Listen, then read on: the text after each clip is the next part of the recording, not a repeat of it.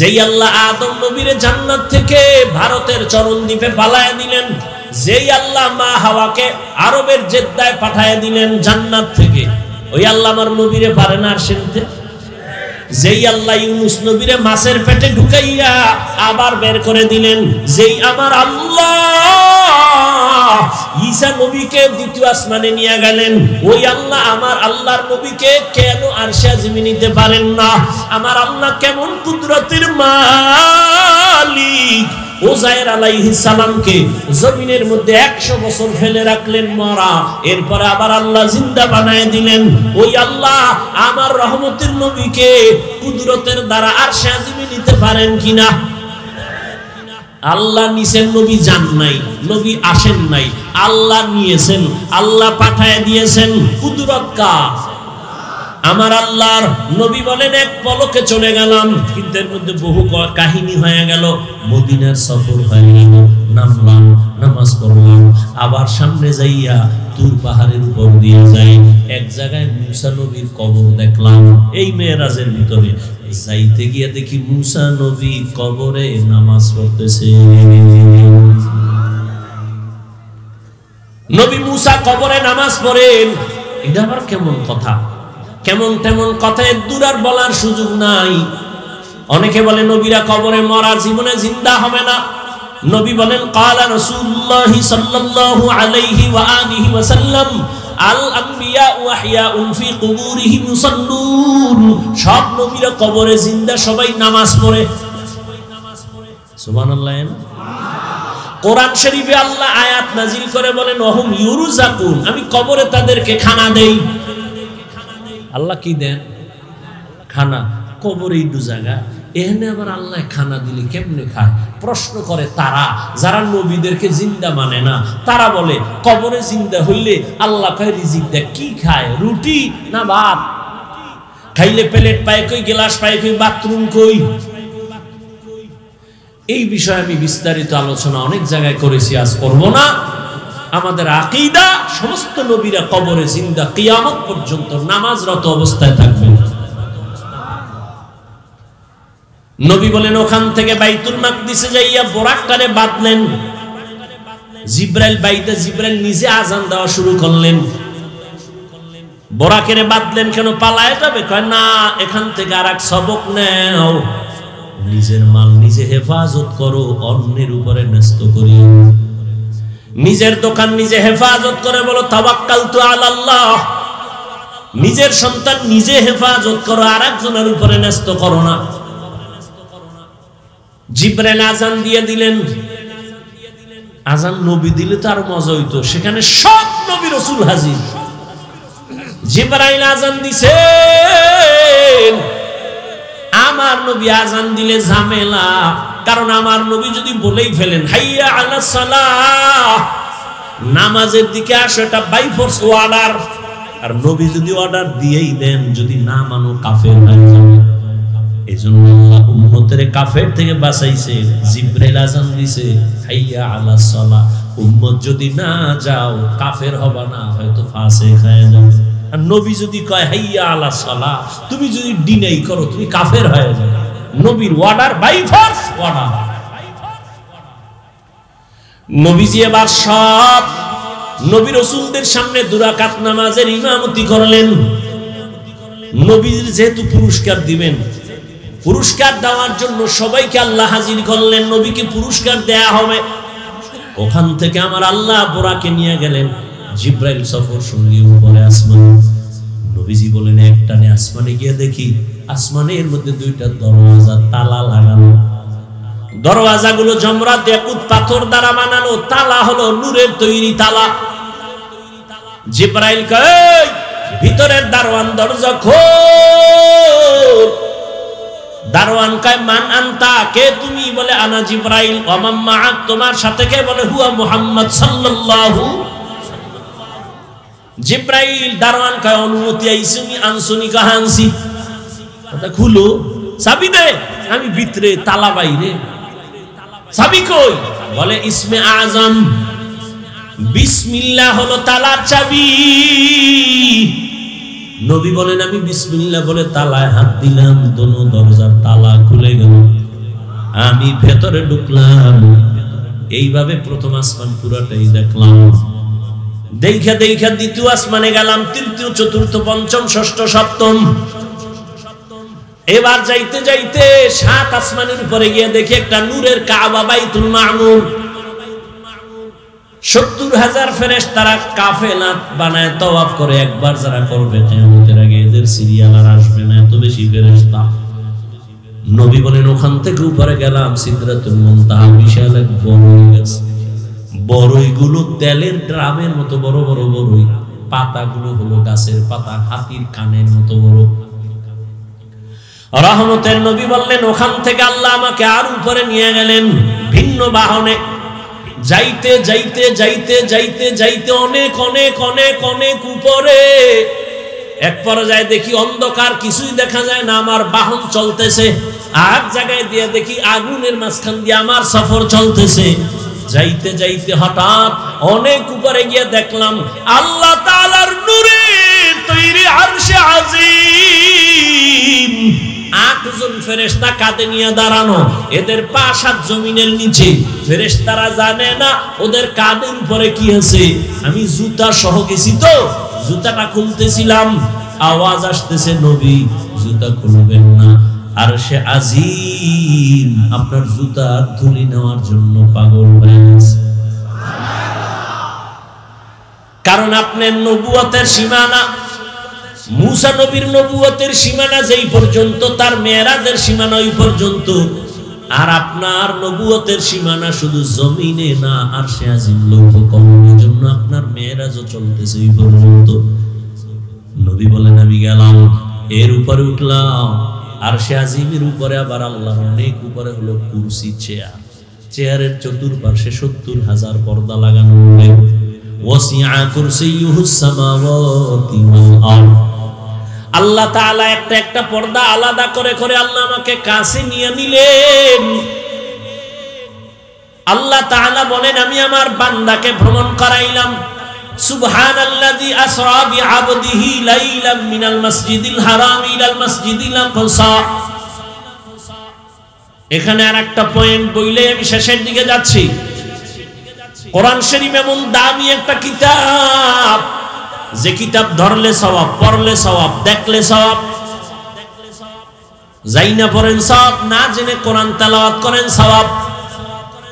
সেই কোরআনে আমার আল্লাহ নবীদের নাম নিয়ে ডাকছেন, ইয়া নূহ, ইয়া মুসা, ইয়া ঈসা ইবনে মারইয়াম, ওয়া নাদাইনাহু ইয়া ইব্রাহিম। সুলাইমানের নাম ডাকলেন, দাউদের নাম ডাকলেন, কিন্তু আমার নবীজির নাম আল্লাহ কোরআন শরীফে কোথাও ডাকেন নাই, ধরেন নাই। কেন? একটু আগেই বলেছিলাম আমার আল্লাহ মুহাম্মদের আশিক। নবীজির নাম ধরে কোরআনে ডাকেন নাই, তবে এমন এমন শব্দ দিয়ে ডাকছেন যে শব্দগুলো ব্যাখ্যা না করলে বুঝে আসে না, এত অলংকারওয়ালা শব্দ। ইয়া আইয়ুহাল মুযাম্মিল কুমিল লাইলা ইল্লা কালিলা, ইয়া আইয়ুহাল মুদ্দাসসির কুম ফাআনজির ওয়া রাব্বাকা ফাকাব্বির ওয়া সিয়াবাকা ফাতাহহির, ইয়াসিন, তাহা, হামিম। রহমতের নবীরে দামি দামি শব্দ দিয়া, উপাধি দিয়া ডাকলেন, মজার শব্দ, মায়ার শব্দ। নবীর উপাধি দিলেন রাহমাতুল লিল আলামিন, খাতামুন নবিয়্যিন, সিরাজাম মুনিরা, বাশীরা ওয়া নাযীরা। নবীকে ডাকলেন কাউসারওয়ালা। নবীকে রাহমাতুল লিল আলামিনের উপাধি দিলেন, ইমামুল মুরসালিনের উপাধি দিলেন। আলহামদুলিল্লাহ, আলহামদুলিল্লাহিল্লাযী জাআলা আশ-শামসা ওয়াল কামারা বিহিসবান والنجم والشجر يسجدان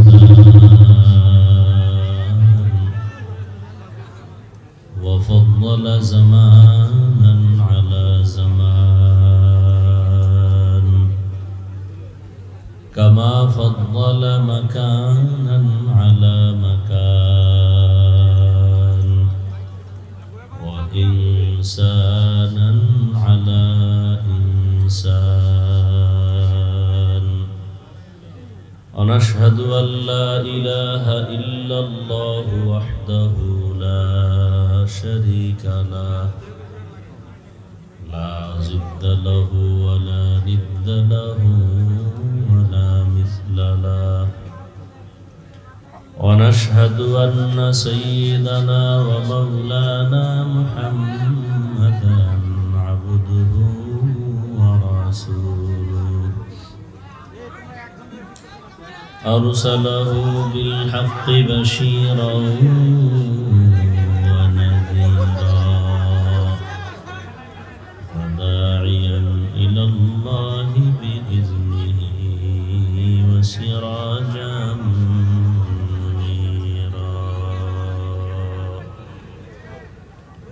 اللهم صل على محمد النبي الأمي وعلى آله وسلم تسليما وبعد فأعوذ بالله من الشيطان الرجيم بسم الله الرحمن الرحيم سبحان الذي أسرى بعبده ليلا من المسجد الحرام إلى المسجد الأقصى الذي باركنا حوله لنريه من آياتنا إنه هو السميع البصير. وقال رسول الله صلى الله عليه وآله وسلم كل أمتي يدخلون الجنة إلا من أبى قيل من أبى قال من أطاعني دخل الجنة ومن عصاني فقد أبى أو كما قال النبي عليه الصلاة والسلام.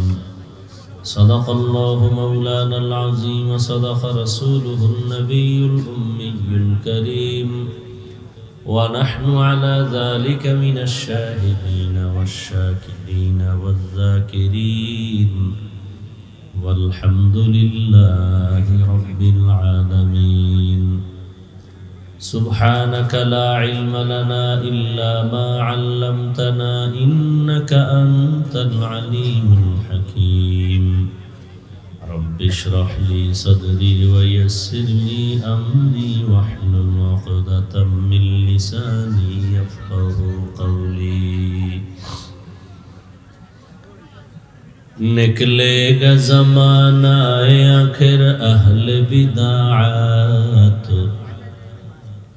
निकलेगा ज़माना आखिर अहल बिदाअत इस्लाम में नई नई बातें कर ईजाद इस्लाम में नई नई बातें कर ईजाद। ऐ बंदे खुदा चाहर उनके मुलाकात ऐ बंदे खुदा चाहर उनके मुलाकात जल्दी से आ बैठे सुनो हजरत के नसीहत जल्दी से आ बैठे सुनो हजरत के नसीहत। मेराज के हमारा नबी सबअ समावात मेराज के हमारा नबी सबअ समावात नहीं भूला वहाँ नबी हम गुनाहगार उम्मत नहीं भूला वहाँ नबी हम गुनाहगार उम्मत। কালিয়াকৈর উপজেলা উলামা কল্যাণ পরিষদের উদ্যোগে আয়োজিত ইসলামী মহাসম্মেলন 29 জানুয়ারি 2025 30-এ পড়ে গেছে। মোবাইলগুলো বন্ধ করেন তো ভাই।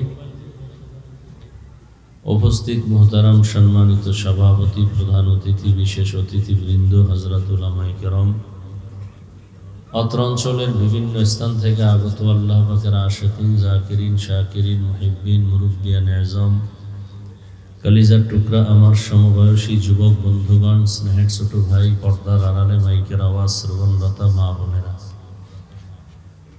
বিদায়ের সময় মাত্র বয়ান শুরু না, এখন সবাই বিদায় নেওয়ার কথা ছিল,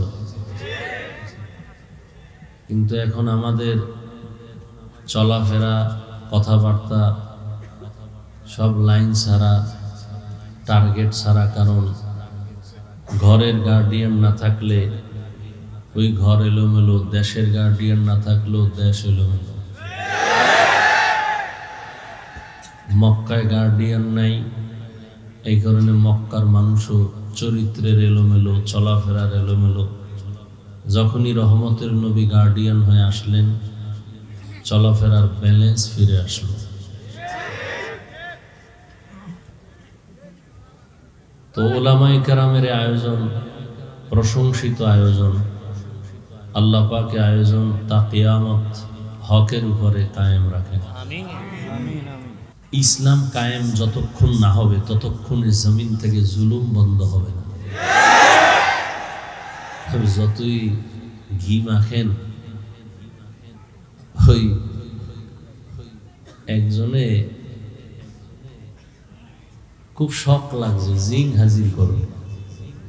শুনে জিন হাজির করলে খুব মজা, জিনেরে যা কয় তাই শুনে। তো জিনেরে যদি কয় আমার এখন 5 কোটি টাকা আইনে দাও, ও বাধ্য। এখন জিন যারা হাজির করে ও কাছে গেছে, গিয়ে কয় কেমনে জিন হাজির করা যায়? কয় জিন হাজির করলে তো কাম দেওয়া লাগবে, কাম না দিলে উল্টা তোমারে মারবে। কারণ আমার দ্বারা কামের অভাব নেই, বহু কাম আছে। ঠিক আছে, যাও, বাসায় যায় রাতের গভীর দরজা জানালা সব বন্ধ করে একটা পবিত্র রুমে পবিত্র চাদর বিছাইয়া অজু কইরা জায়নামাজে বইয়া কিছু আমল দিছে, এটি করবা। দেখবা চতুর্দিক থেকে শুধু ঠান্ডা বাতাস, মনে করবো এই যে জিন আসতেছে। আসলেই কিন্তু জিজ্ঞেস কেন ডাকছে, কাম না দিলে কিন্তু তোমার জায়গায় শেষ করে ফেলে। খুব শক্ত, শখের দাম অনেক। একা একা না থাকলেও এখন অন্ধকারে বসে বসে ওজিফা পড়তেছে। জিনের বাদশাহ আসতেছে, যে বিশাল পুরা বাড়ি ঘর লড়ায় জারায় এই সেই সালাম দিছে। কেন ডাকছো? কাম দেওয়া লাগবে না? ও খুব হঠাৎ বুদ্ধি করে বলল, আমার বাড়িটা বিল্ডিং করে দাও। কাম একটা দিয়ে দিচ্ছে। যাও, জিনেরা সব লাইগে কাম টাম দিয়ে বিল্ডিং কামেটা শেষ, এবার দাও নাইলে ভিডা।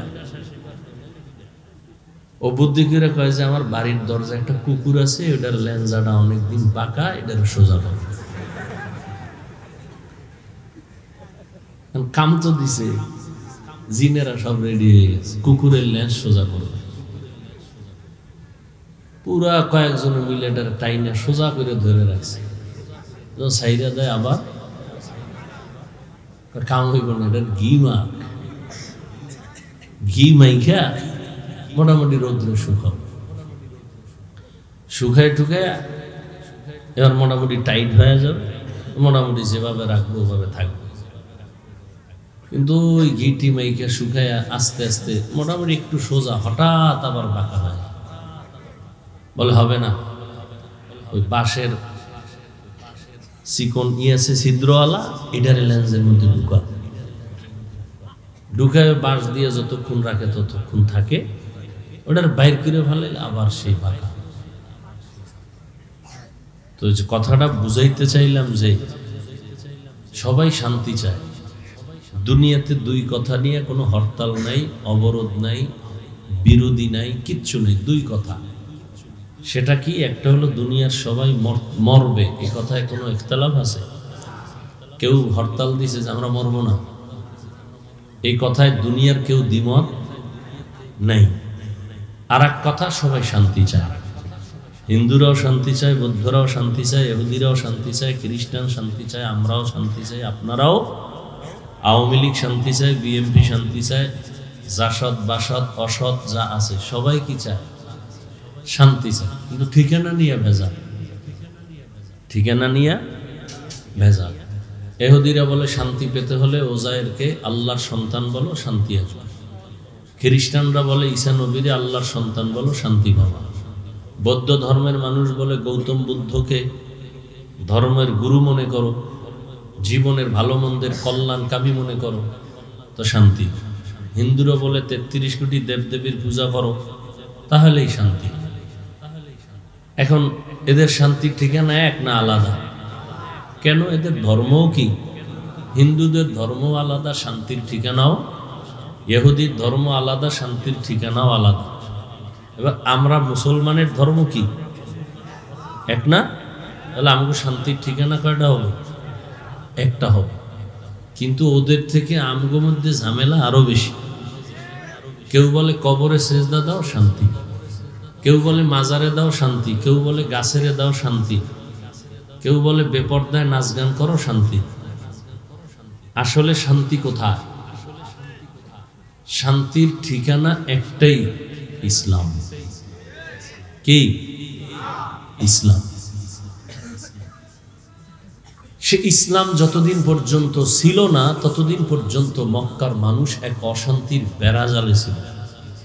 যখন এই শান্তির দূত এসে গেল আর রসুলের আদর্শ গ্রহণ করা শুরু করলো, মক্কার মানুষ এতটা প্রিয় হলো, কিয়ামত পর্যন্ত যত মানুষ আসবে সবার জন্য তারা আদর্শ মডেল হয়ে গেল। আল্লাহ লিস্টি নিয়ে পাঠায় দিলেন, জিবরাইল নিয়ে লিস্টি নবীরে দাও, এই লিস্টিতে যাদের নাম আছে এরা জান্নাতি। অথচ এরা ছিল চরম খারাপ। এই কথাটা দুনিয়ার সব চান্দাবাজার ধান্দাবাজেরাও জানে যে ইসলাম সঠিক শান্তি দিতে পারে। মানে না কেন? চুরি চলবে না, দুর্নীতি করতে পারবে না, চান্দাবাজি আর ধান্দাবাজি করতে পারবে না।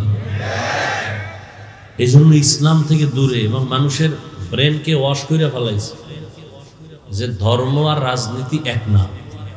হ্যাঁ, চান্দাবাজি ধান্দাবাজি রাজনীতি আর ইসলাম ধর্ম এক না। কিন্তু সুলাইমান নবীর রাজনীতি, ইউসুফ নবীর রাজনীতি, আমাদের নবীর রাজনীতি ও আবু বকরের রাজনীতি, ওমরের রাজনীতি আর ইসলাম ধর্ম এক নাকি আলাদা? আল্লাহ বুঝার তৌফিক দান করে। আমি আপনাদের সামনে যে আয়াত পড়ছি, সূরাতুস সুবহানের প্রথম আয়াত, নবীজির হাদিস থেকে একটি হাদিস। প্রথমে তরজমা, এরপরে আপনাদের ধৈর্যের উপরে কিছু ব্যাখ্যা। বলতেছিলাম যে বক্তার এলেম আমলের বাহাদুরি দিয়া ওয়াজ হয় না, বক্তব্য হয় না। বাতিনি ভাবে থাকতে হবে আল্লাহর রহমত, জাহিরি ভাবে লাগবে শ্রোতাদের অন্তরের মুহাব্বত। এই দুই যখন এক হয়ে যাবে তখন বয়ান আল্লাহ বের করে দিবেন। তাহলে তরজমা শুরু করি। আল্লাহ বলেন, সুবহান, পবিত্র সত্তা, আল্লাযী আসরা বিআবদিহি লাইলাম মিনাল মসজিদিল হারাম ইলাল মসজিদিল আকসা, যিনি ভ্রমণ করাইলেন তার প্রিয় বান্দাকে বাইতুল্লাহ থেকে বাইতুল মাকদিস পর্যন্ত। আল্লাযী বারাকনা হাওলাহু লিনুরিয়াহু মিন আয়াতিনা, যেই বাইতুল মাকদিস আল্লাহর বরকত দ্বারা পরিপূর্ণ, যাতে করে তার প্রিয় বান্দা বা প্রিয় বন্ধু অবলোকন করবেন আল্লাহ পাকের কুদরতের নিদর্শন। ইন্নাহু হুয়াস সামিউল বাসীর, নিশ্চয়ই আল্লাহ হলেন চূড়ান্ত শ্রোতা এবং দ্রষ্টা। হাদিস পড়েছি, রাসূল বলেন, কুল্লু উম্মতি ইয়াদখুলুনাল জান্নাতা ইল্লা মান আবা, সব উম্মতেরা জান্নাতে যাবে, যারা আমি মুহাম্মদকে অস্বীকার করে মানে না তারা জান্নাতে যাবে না। খেয়াল করিয়েন, কিলা মান আবা, সাহাবায়ে কেরাম বললেন, ইয়া রাসূলুল্লাহ, আপনাকে মানে না তারা কারা? ক্বালা মান আতাআনি দাখালাল জান্নাহ ওয়া মান আসানি ফাকাদ আবা। রহমতের নবী বলছেন, যারা আমার অনুসরণ করবেন তারা জান্নাতি, যারা আমার বিরোধিতা করবেন তারা আমার অনুসরণকারী নয় বরং অস্বীকারীদের অন্তর্ভুক্ত। হাদিসের উপরে 2-4 মিনিট কথা একটু খেয়াল করবেন। আপনারা খেয়াল করলেই আমি কিছু প্রশ্ন করব, আপনাদের থেকে জবাব নিব। নবীজি বললেন সব উম্মত জান্নাতে যাবে, সব। কিন্তু আছে না নাই? আছে। যারা আমি মুহাম্মদকে মানে না তারা জান্নাতে। সাহাবায়ে কেরামের প্রশ্ন, ইয়া রাসূলুল্লাহ আপনাকে মানে না তারা কারা? এখান থেকে খেয়াল করবেন। সাহাবায়ে কেরাম জিজ্ঞাসা করলেন, ইয়া রাসূলুল্লাহ আপনাকে মানে না তারা কারা? নবীজি জবাবটা ডাইরেক্ট না দিয়া ভেতরে একটা সুন্দর মহব্বতের শব্দ ঢুকাই দিলেন। প্রশ্ন আপনাকে মানে না তারা কারা? নবী জবাবটা পরে দিলেন, আগে মহব্বতের আওয়াজ দিলেন, মান আতাআনি দাখালাল জান্নাহ, যে আমার অনুসরণ করবে সে জান্নাতে যাবে। তো যে নবীর অনুসরণ করবে সে জান্নাতে যাবে, তার মানে সে নবী মানে, সে নবী। তাহলে যে নবীর অনুসরণ করবে সে কোথায় যাবে? বিপরীত কথাটা কি দাঁড়ায় আমাকে বলেন। যে নবীর অনুসরণ করে না সে জান্নাত পাবে না। খেয়াল করছেন তো? নবী এ কথা বলেননি। আবারও খেয়াল করেন, যারা নবীর অনুসরণ করবে তারা জান্নাতে যাবে। বিপরীত কথা দাঁড়ায়, যারা অনুসরণ করবে না তারা জান্নাত পাবে না। নবী এ কথা বলেন নাই যে যারা অনুসরণ করবে না তারা জাহান্নামে যাবে। নবী কথা বলেন নাই। নবী কি বলছেন? যারা বিরোধিতা করবে তারা আমাকে অস্বীকার করার কারণে জাহান্নামে যাবে। এখান থেকে আমরা কি বুঝি? নবীর আদর্শ মতো যারা চলে না এরা দুই দল। কয় দল? এক দল দরদি আর এক দল বিরোধী। এই শব্দটাকে আবার বলি, এক দল আগ্রহী আর এক দল বিদ্রোহী। যেমন আমি ডান দিক থেকে একটা যুবকরে জিজ্ঞাসা করলাম, এই যুবক তুমি নবীর আদর্শে দাঁড়িয়ে রাখো না কেন, নামাজ পড়ো না কেন? যুবক বলে, ভাই নামাজ পড়াও দরকার, দাঁড়িয়ে রাখাও দরকার, চেষ্টা করি, পারি না, দোয়া করেন, ইনশাআল্লাহ চেষ্টা করব। কি বুঝলেন? সে কি বিরোধী না দরদি? খেয়াল করছেন তো? আচ্ছা, এদিক থেকে একজনকে জিজ্ঞাসা করলাম কথার কথা, এই যুবক তুমি নবীর আদর্শে দাঁড়িয়ে রাখো না কেন, নামাজ পড়ো না কেন? আমার কথাটা শেষ না হতেই চুম্বুকের মতো জবাব দিল, না রাখলে অসুবিধা কি, না পড়লে অসুবিধা কি? কি বুঝলেন? দরদি না বিরোধী? আগ্রহী না বিদ্রোহী? রসুলের আদর্শের ক্ষেত্রে বিদ্রোহীর আর এক নাম বেঈমান। বিদ্রোহীর আর এক নাম, খুব খেয়াল করেন। তাহলে কি বুঝলেন? যে দাড়ি রাখে না তাকে গালি দেওয়া যাবে না। আগে বুঝতে হবে সে দরদি না বিরোধী। দরদি হলে মুমিন, বিরোধী হলে বেঈমান। দাড়ি না রাখলেও যদি দরদি হয় মুমিন, দাড়ি না রেখে যদি বান্দা বিরোধী হয় বেঈমান। তাহলে একজনে নামাজ পড়ে না তারে গালি দেওয়া যাবে না, কারণ আগে বুঝতে হবে সে দরদি না বিরোধী। যদি বলে হুজুর নামাজের দরকার, পারি না, দোয়া করবেন, মুমিন। আর যদি বলে নামাজ না পড়লে অসুবিধা কি, কথা ছাড়া বেঈমান। আরো খোলামেলা বলি, যে নামাজ পড়ে না তাকে গালি দেওয়া যাবে না, যে নামাজ পছন্দ করে না তাকে ছাড় দেয়া যাবে না। একজনে নামাজ পড়ে না আর একজনে পছন্দ করে না, দুইজন সমান? যে নামাজ পড়ে না তাকে গালি দেওয়া যাবে না, সে মুমিন। যে নামাজ পছন্দ করে না তাকে ছাড় দেয়া যাবে না, সে বেঈমান। একজনে কোরআনের আইনের রাজনীতি করে না তাকে গালি দেয়া যাবে না, আর একজনে আল্লাহর কোরআনের আইনের রাজনীতি পছন্দ করে না তাকে ছাড় দেয়া যাবে না। ব্যবধান আছে না নাই? তাহলে বেনামাজি দেখলে সিসি কইরো না, আগে ভিতরে ঢুকো, দরদি না বিরোধী তদন্ত করো। দরদি হলে মুমিন, বিরোধী হলে বেঈমান। অতএব যে নবীর আদর্শ মতো চলে না তাকে গালি দেয়া যাবে না, যে নবীর আদর্শের বিরোধিতা করবে তাকে কোনো ছাড় দেওয়ার কোনো সুযোগ হবে না। আল্লাহ বুঝার তৌফিক দান করেন। এবার আয়াতের মধ্যে ঢুকি। তরজমা তো বলেই ফেলছি, ভূমিকা স্বরূপ দু চারটি কথা শুনে। বর্তমান আরবি মাস 29শে রজব চলে গেল, সামনে শাবান শুরু হবে। কি মাস সামনে? শাবান। শাবান কিসে? শাবান। একজনের নাম কালাম, আপনি ডাক দিলেন এই কাইল্লা, সে কষ্ট পাবে না? মুসলমান হিসাবে আরবি মাসের নামগুলো মনে রাখা ওয়াজিবে কিফায়া। মুসলমান হিসাবে আরবি মাসের নাম জানবে দূরের কথা, বাঙালি হিসাবে বাংলা মাসের ওই নাম জানে না। যেই বাংলা ভাষার জন্য জীবন দিল চারটা যুবক,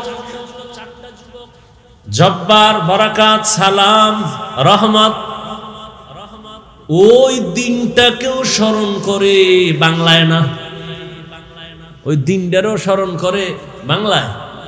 কি দিয়ে স্মরণ করে? 21শে ফেব্রুয়ারি তোরে কি জীবনে ভুলতে পারি।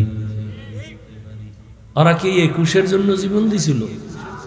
জাগা ওদিকে ঢুকলাম না, আবার কে ব্যয় হইয়া থাকবে, হ্যাঁ দরকার নেই, যেহেতু গার্ডিয়ান নেই তো কোন দিক দিয়ে ব্যাস লাগাই দেয় তো কম যায় না। আল্লাহ হেদায়াত দান করে। মানুষের ধারণা হুজুরেরা কিচ্ছু বুঝে না। হ্যাঁ ভাই তুমি ঠিক ঠিক করো না, আমার কথা শুনো, আমি শুরুতে বৈশাই বলছি, কোনো চিল্লানি দিবা না। তুমি ঠিক কি বুঝলা, ঠিক কোন কথা ঠিক কোনটা বেঠিক তুমি কি বুঝবা, কন্ট্রোল করো। এগুলো ভালো না।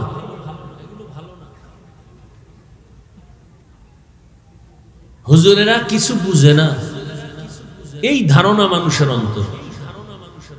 এরা কোরআন হাদিসের ওয়াজ করবে, তার মানি হলো আখেরাত নিয়ে কথা বলবে।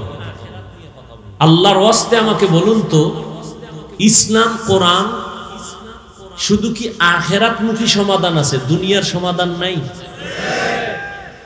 তাহলে কেন আপনারা এই ধারণা অন্তরে পোষণ করেন যে আমরা আখেরাতমুখী কথা বলবো? অশান্ত পরিবেশকে রহমতের নবী এসে শান্ত করে দিলেন এবং এমন একটা প্রেসক্রিপশন তৈরি করলেন, কিয়ামত পর্যন্ত এই প্রেসক্রিপশন যারা ফলো করে চলবে, কিয়ামত পর্যন্ত এরা দুনিয়াতে শান্তিতেও থাকবে, সম্মানেও থাকবে। নবী তো চ্যালেঞ্জ দিয়ে গেছে। قال رسول الله صلى الله عليه وآله وسلم تركت فيكم أمرين لن تضلوا ما تمسكتم بهما كتاب الله وسنة رسوله। রহমতের নবী বলেন, দুটো জিনিস রেখে গেলাম হে উম্মত, এ দু জিনিস যদি আঁকড়াইয়া ধরো, ঈমানও যাবে না, সম্মান যাবে না। ১৫০০ বছর পরে এই দুইটা যাদের কাছে আছে এখনো, কোরআন আর নবীর আদর্শ, আল্লাহর জাতের কসম, এরা এখনো সম্মানেও আছেন, শান্তিতেও আছেন। এখনো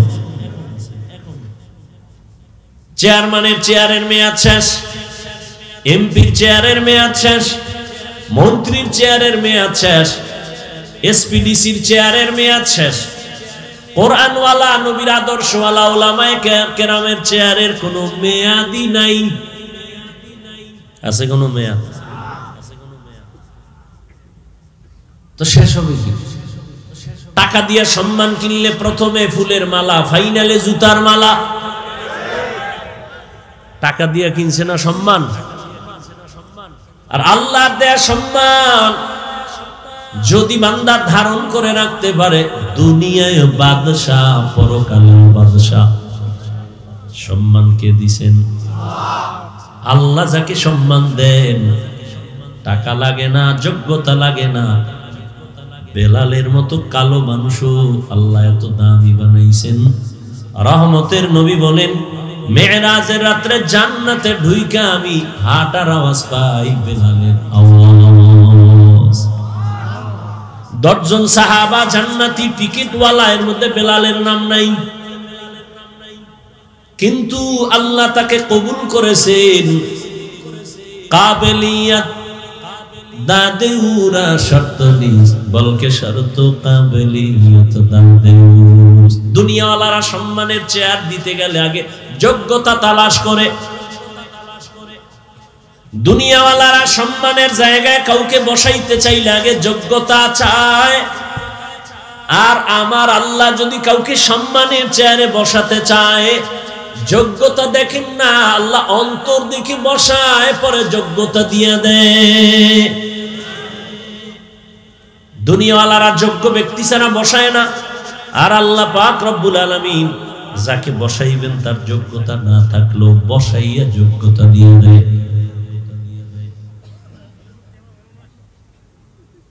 মানে আরবি মাস রজব রজব মাস আসলে আমরা ইমাম সাহেবরা খতিব সাহেবরা বক্তারা মেরাজের বয়ান করি আর সবাই মনে করে মেরাজের কারণে রজবের অনেক দাম না মেরাজের ঘটনার কারণে রজবের সম্মান না বরং রজবের দাম আল্লাহ তাআলা সৃষ্টি জগতের শুরু থেকেই দিয়েছেন সূরা তাওবার ভেতরে আল্লাহ বলেন ইন্না ইদ্দাতাশ শুহুরি ইনদাল্লাহি 12 শাহরান ফি কিতাবিল্লাহ ইয়াওমা খালাকাস সামাওয়াতি ওয়াল আরদ মিনহা আরবাআতুন হুরুম যালিকাদ দীনুল কাইয়্যিম আল্লাহ বলেন কিয়ামত পর্যন্ত গণনার আকারে বছরে মাস হবে 12টা কিয়ামত পর্যন্ত কোন বছর 11 মাসেও হবে না 13 মাসেও হবে না 6 মাসে হবে সিদ্ধান্ত কার এর মধ্যে আবার 4 মাস বড় দামি এই 12 মাসের মধ্যে কয় মাস দামি অন্য মাসও দামি তুলনামূলক এই 4 মাসের সম্মান বছরে মাস হবে কয়টা 12টা কোন বছর কিয়ামতের আগে 11 মাসে 13 মাসে হ্যাঁ দিন সময় কম বেশি হবে যেমন সূর্যের হিসাবে বছরের দিন 365 চাঁদের হিসাবে হলো 354 দিন বছরে 10 দিন হাতে থেকে যায় এ কারণে গত বছর রমজান যেই সময় শুরু হলো এর থেকে আরো 10 দিন আগে রমজান শুরু হবে কুরবানি আরো 10 দিন আগে শুরু হবে 12 মাসে বছর হবে কিয়ামত পর্যন্ত এবং এর মধ্যে 4 মাস বড় দামি আল্লাহ বলেন এই সিদ্ধান্ত আমার কোন দিন করছি জানো আসমান ও জমিন যেদিন আমি সৃষ্টি করেছি ওই দিন সিদ্ধান্ত নিয়া কলমকে বলেছি লৌহে মাহফুজে সিদ্ধান্ত লিখে দাও লৌহে মাহফুজের মধ্যে সিদ্ধান্ত আল্লাহ লিখে দিলেন বছরে 12 মাস হবে আর এর মধ্যে 4 মাস হবে মুহররম দামি 4 মাসের 3 মাস লাগাতার 1 মাস আলাদা যেমন হজের মাস হজের আগের মাস হজের পরের মাস আর এই রজব এই 4 মাস জিকাদা যুলহিজ্জা মুহররম আর এই রজব এই 4 মাস সম্মানিত তার মানে কি বলে এই 4 মাসে সম্মান করো ঝগড়া করো না যুদ্ধ করো না বিগ্রহ করো না ইহুদি খ্রিস্টানরা সেই শুরু থেকেই এই 4 মাসকে সম্মান দিত রাসূল আসার পরে আল্লাহর ওই আদেশটা রহিত হয়ে গেছে যুদ্ধ চলবে তবে মর্যাদা কমে নেই এজন্য নবীজি বলেন রজবের চাঁদ দেখলেই আমি আমল বাড়াই দিতাম এবং সব সময় উঠতে বসতে হাঁটতে চলতে দোয়া পড়তাম আল্লাহুম্মা বারিক লানা ফি রজব ওয়া শাবান ওয়া বাল্লিগনা রমাজান আয় আল্লাহ রজব ও শাবানে আমাকে বরকত দান করেন হায়াতের সীমানা বাড়ায় রমজান পর্যন্ত পৌঁছায় দেন মরলেও যেন রোজার মাসে মরণ হয় যেই মাসে শয়তানের শিকল লাগানো জাহান্নামের দরজা বন্ধ জান্নাতের দরজা খোলা রজব ও শাবানে বরকত দান করেন আর হায়াতের সীমানা বাড়ায় রমজান পর্যন্ত পৌঁছায় দেন। জিগেইলি আপনারা এই দোয়া পারেন, পড়েন না তো লাভ কি? ও ভাই পড়েননি? হুজুর পারি তো। ভাই দোয়া পড়েননি? পারি তো। তো ইবলিসই তো বহুত পারছে, লাভ কি? শুধু রজবে না শাবানেরও বরকতের দোয়া আছে? আছে। এই জন্য পড়েন, এই দোয়াটা পড়বেন নি আজকে থেকে, খালি পেটে বিড়ি টানার আগে সব সময় দোয়াটা পড়েন। আবার বাথরুমে গিয়ে আবার যেন এসকো বাড়ে না, যে হেনে বই বই রইল, সময় পাইছি নিরিবিলি।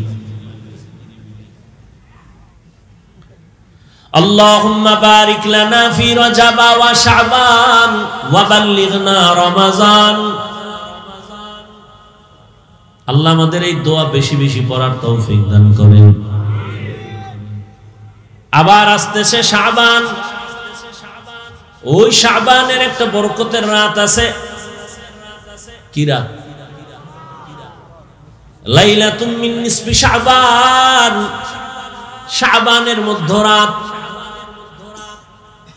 কোনো ভেজাল টেজালে যাইবেন না, ইবাদতে সময় কাটাবেন, তর্কেও যাইবেন, বইবে দুরূদ শরীফ পড়বেন, সমস্যা কি? তো এই রজব মেরাজের কারণে সম্মানিত না তার আগের থেকেই? আগের থেকেই।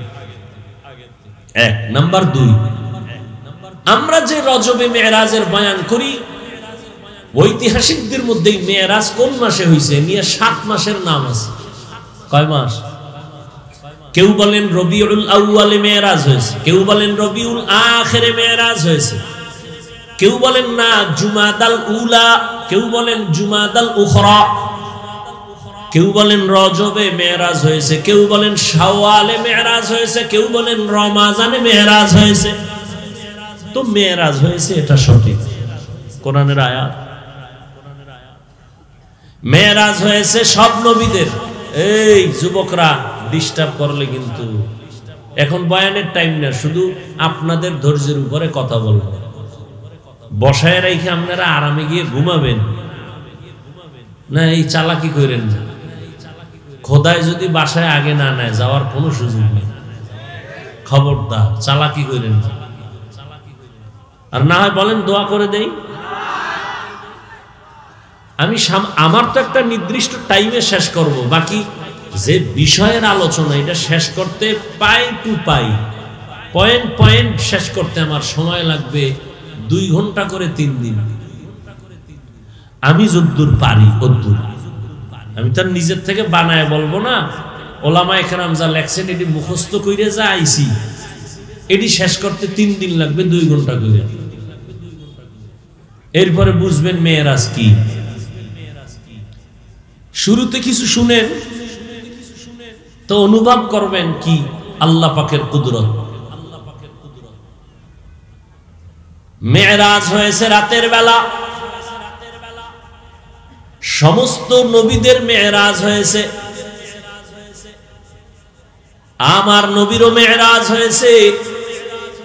সব নবীদের মেরাজ হলো জমিনে, আর আমার নবীর মেরাজ হলো আরশে আজিমে। সুবহানাল্লাহ। না যেই তেলে বিড়ি টানো, কেমনে সুবহানাল্লাহ? মরাডারে মারো কেন, কয় লড়ে কেন? আল্লাহ হেদায়েত দান করে। সব নবীদের মেরাজ হয়েছে জমিনে, আপনার আমার নবীর মেরাজ, আমি তো আসমানে বলি নাই, আরশে আজিমে। সমস্ত নবীদের মেরাজ হলো ইমতিহান, আর আমার নবীর মেরাজ হলো ইনআম। সমস্ত নবীদের মেরাজ পরীক্ষা, আর আমার রহমতের নবীর মেরাজ হলো পুরস্কার। সমস্ত নবীদের মেরাজ জমিনে কেন, আমার নবীর মেরাজ কেন আরশে আজিমে? সমস্ত নবীদের মেরাজ আল্লাহ তাআলা জমিনে করাইলেন, আপনার নবীর মেরাজ কেন আসমানে হলো, আরশে আজিমে হলো? নবীর মেরাজ কেন দিনে না হইয়া রাতের বেলা হলো? রহমতের নবীর মেরাজের ঘটনা আল্লাহ বয়ান করতে গিয়া বলেন সুবহান, পবিত্র আল্লাহ।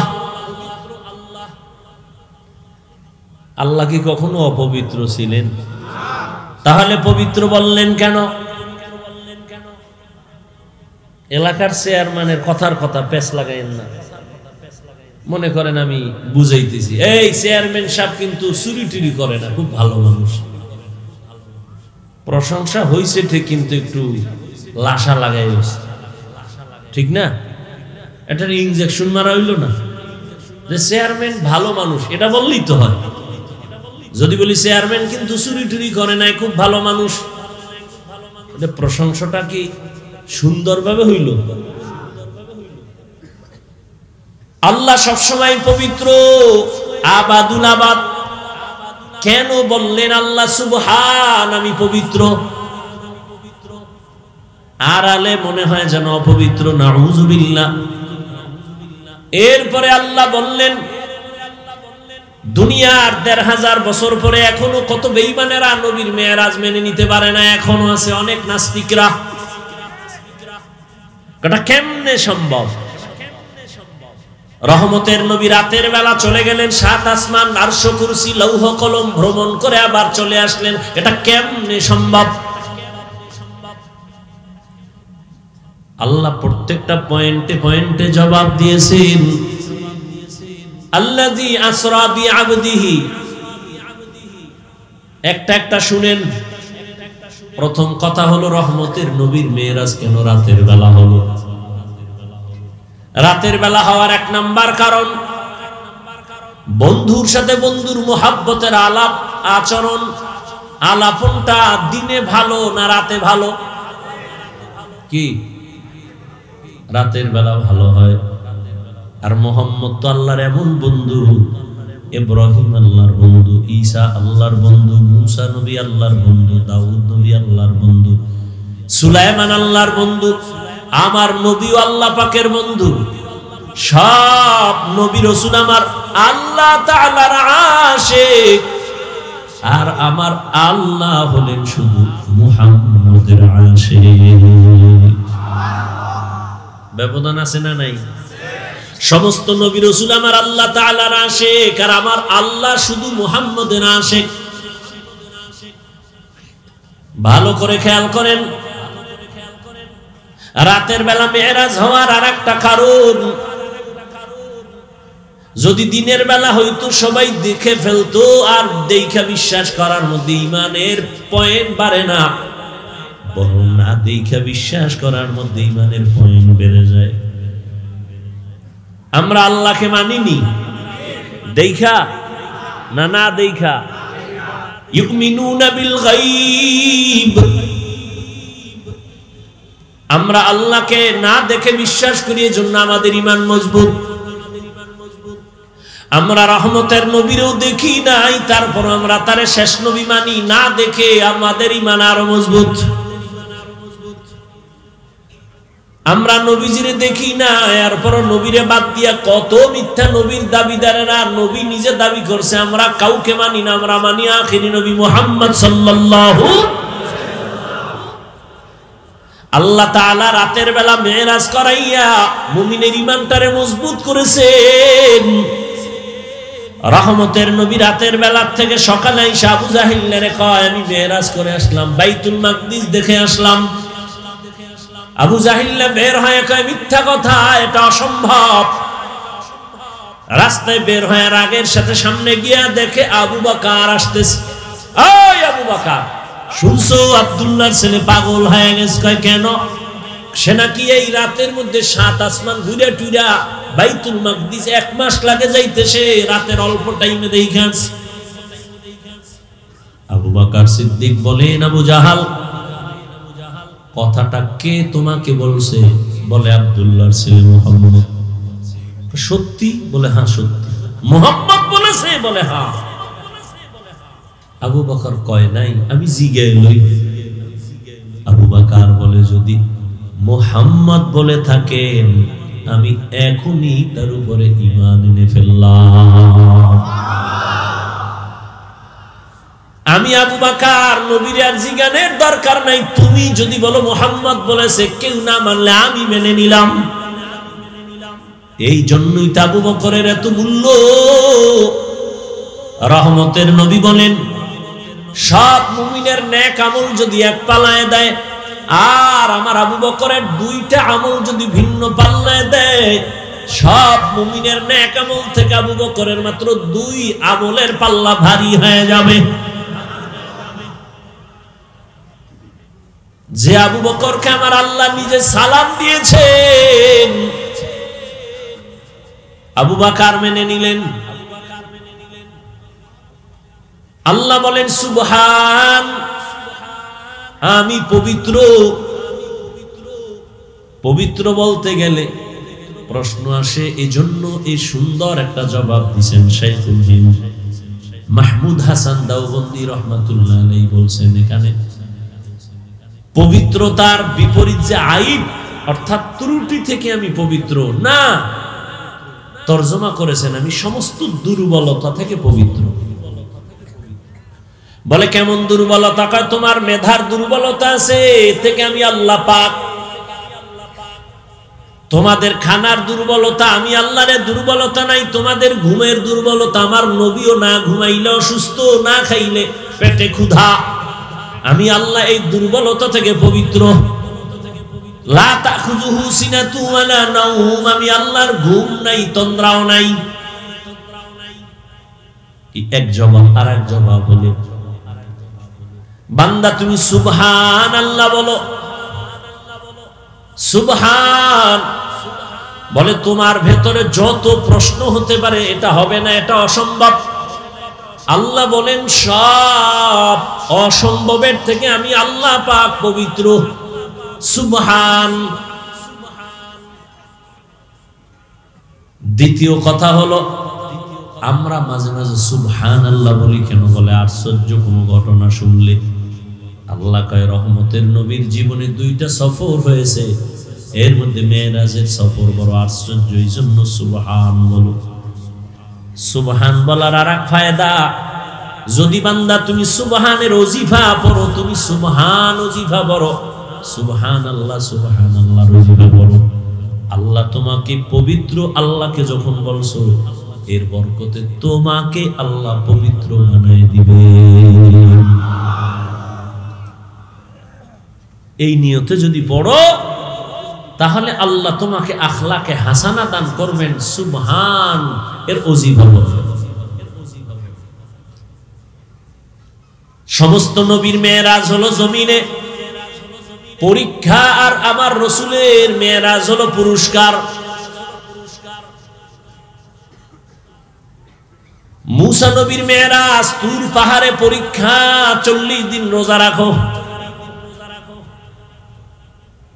ঈসা নবীর মেরাজ জমিনের মধ্যে শুলিবিদ্ধ করে দেওয়ার জন্য সবাই আটকায় দিল, আল্লাহ ওখান থেকে উপরে মেরাজ উপরে নিয়ে গেলেন।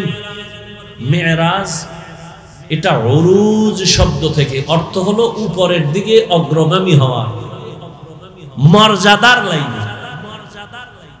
মর্যাদার লাইনে উপরে উঠা, এটা 2 প্রকার, একটা জাহিরি আর একটা বাতিনি। মেরাজ 2 প্রকার, জাহিরি বাতিনি। জাহিরি সম্মানী উপরের দিকে আগানো, বাতিনি ভাবেও উপরের দিকে আগানো। বাতিনি যেমন একই দস্তারখানে সবাই খাচ্ছে, আবু বকর, ওমর, ওসমান, আলী রহমতের নবী একই দস্তারখানে একই জায়গায় বসা, মর্যাদার লাইনে রহমতের নবী তুলনাহীন। এটা হলো উরুজ বাতিনি, আর একটা হলো জাহিরি। জাহিরি ভাবে আমার আল্লাহ আমার রাসূলকে উপরের দিকে নিয়ে গেলেন মর্যাদা দেখানোর জন্য। নবীকে আল্লাহ বাতিনিও উরুজ দান করছেন, জাহিরিও উরুজ দান করছেন। ইউনুস নবীর মেরাজ মাছের পেটে পরীক্ষা, আল্লাহর সাথে মহব্বতের বন্ধন এই মেরাজ। জাকারিয়া আলাইহিস সালাম করাতের নিচে জীবনটা বিলায় দিলেন পরীক্ষা। ইব্রাহিম নবীর মেরাজ আগুনের ভেতরে মালিকের সাথে গোপন সম্পর্ক পরীক্ষা। ইসমাইল নবীকে ছুরির নিচে দিলেন মেরাজ, আমার আল্লাহর সাথে গোপন সম্পর্কের দিকে অগ্রগামী হওয়া, মোহাব্বতের আলোকে আল্লাহ এর দ্বারা মোহাব্বতের দিয়া পরীক্ষা ফলায় মর্যাদা বাড়ায় দেন। হাদিসে নবী বলেন, আল্লাহ যদি কাউকে মর্যাদা বাড়াতে চান, কিন্তু মর্যাদা বাড়াইতে গেলে যেই পরিমাণ আমল থাকা দরকার বান্দার ওই আমল নাই, আল্লাহ তখন মুসিবত দিয়া তার মর্যাদা বাড়ায় না।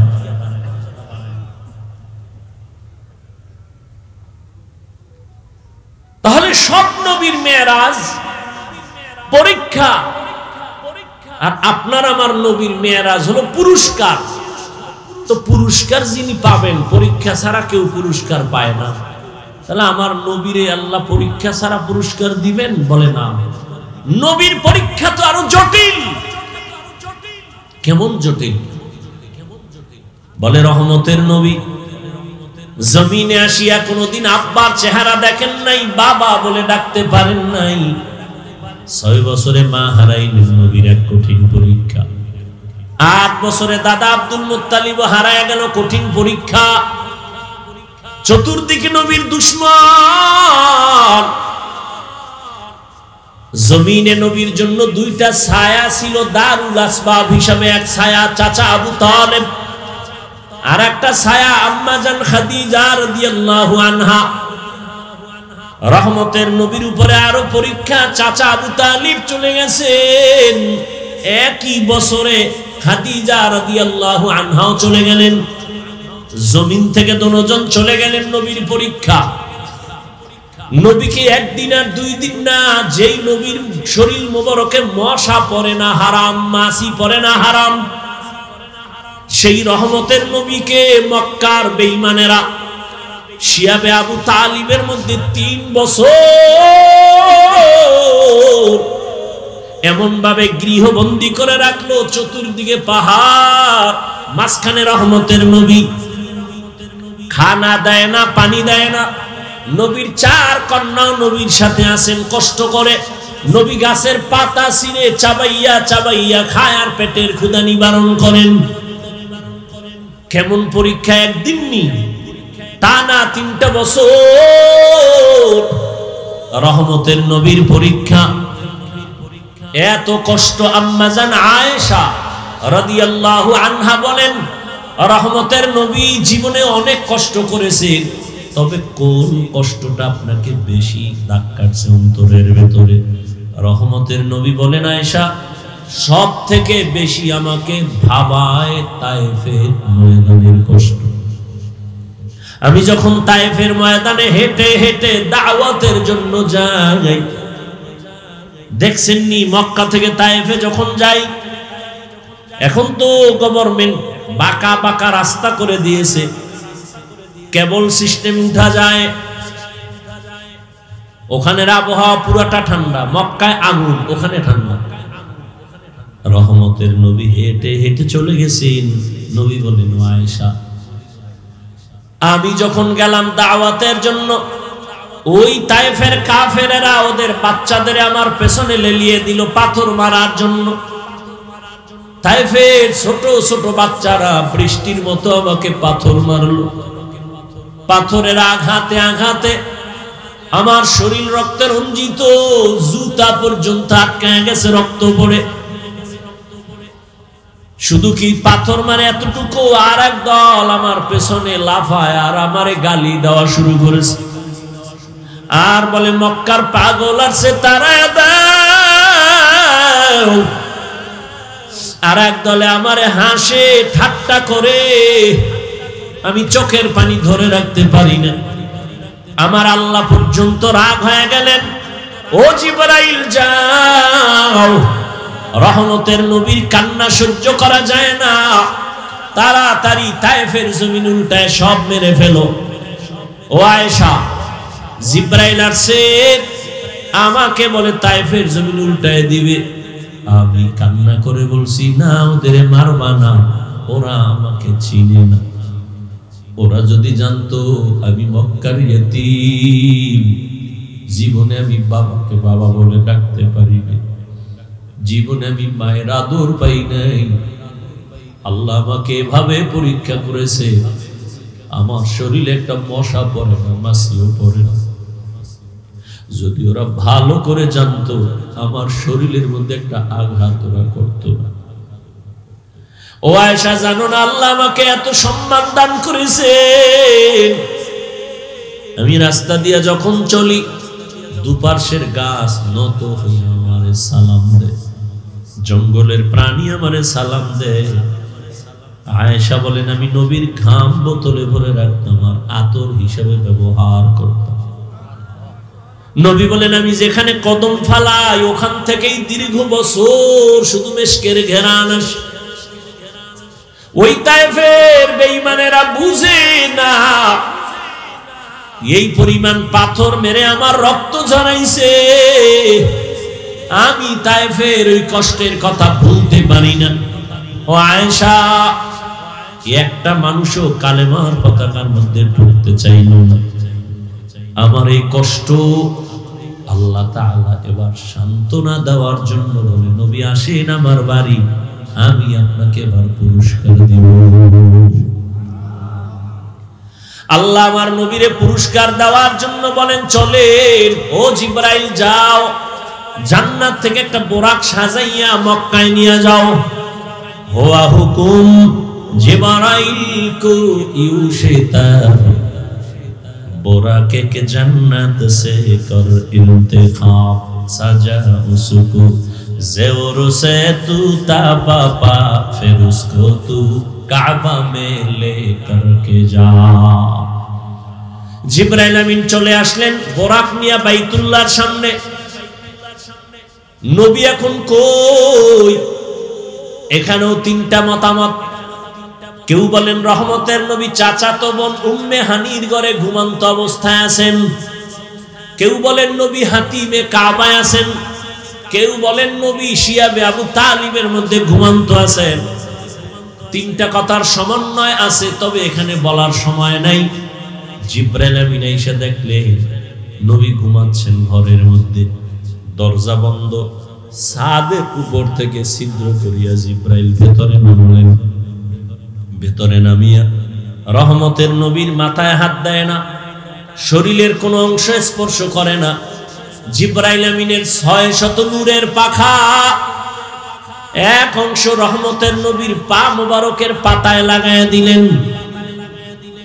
রহমতের নবী গভীর ঘুমে নাই, তাকায় দেখে জিবরাইল পায়ের কিনারায়।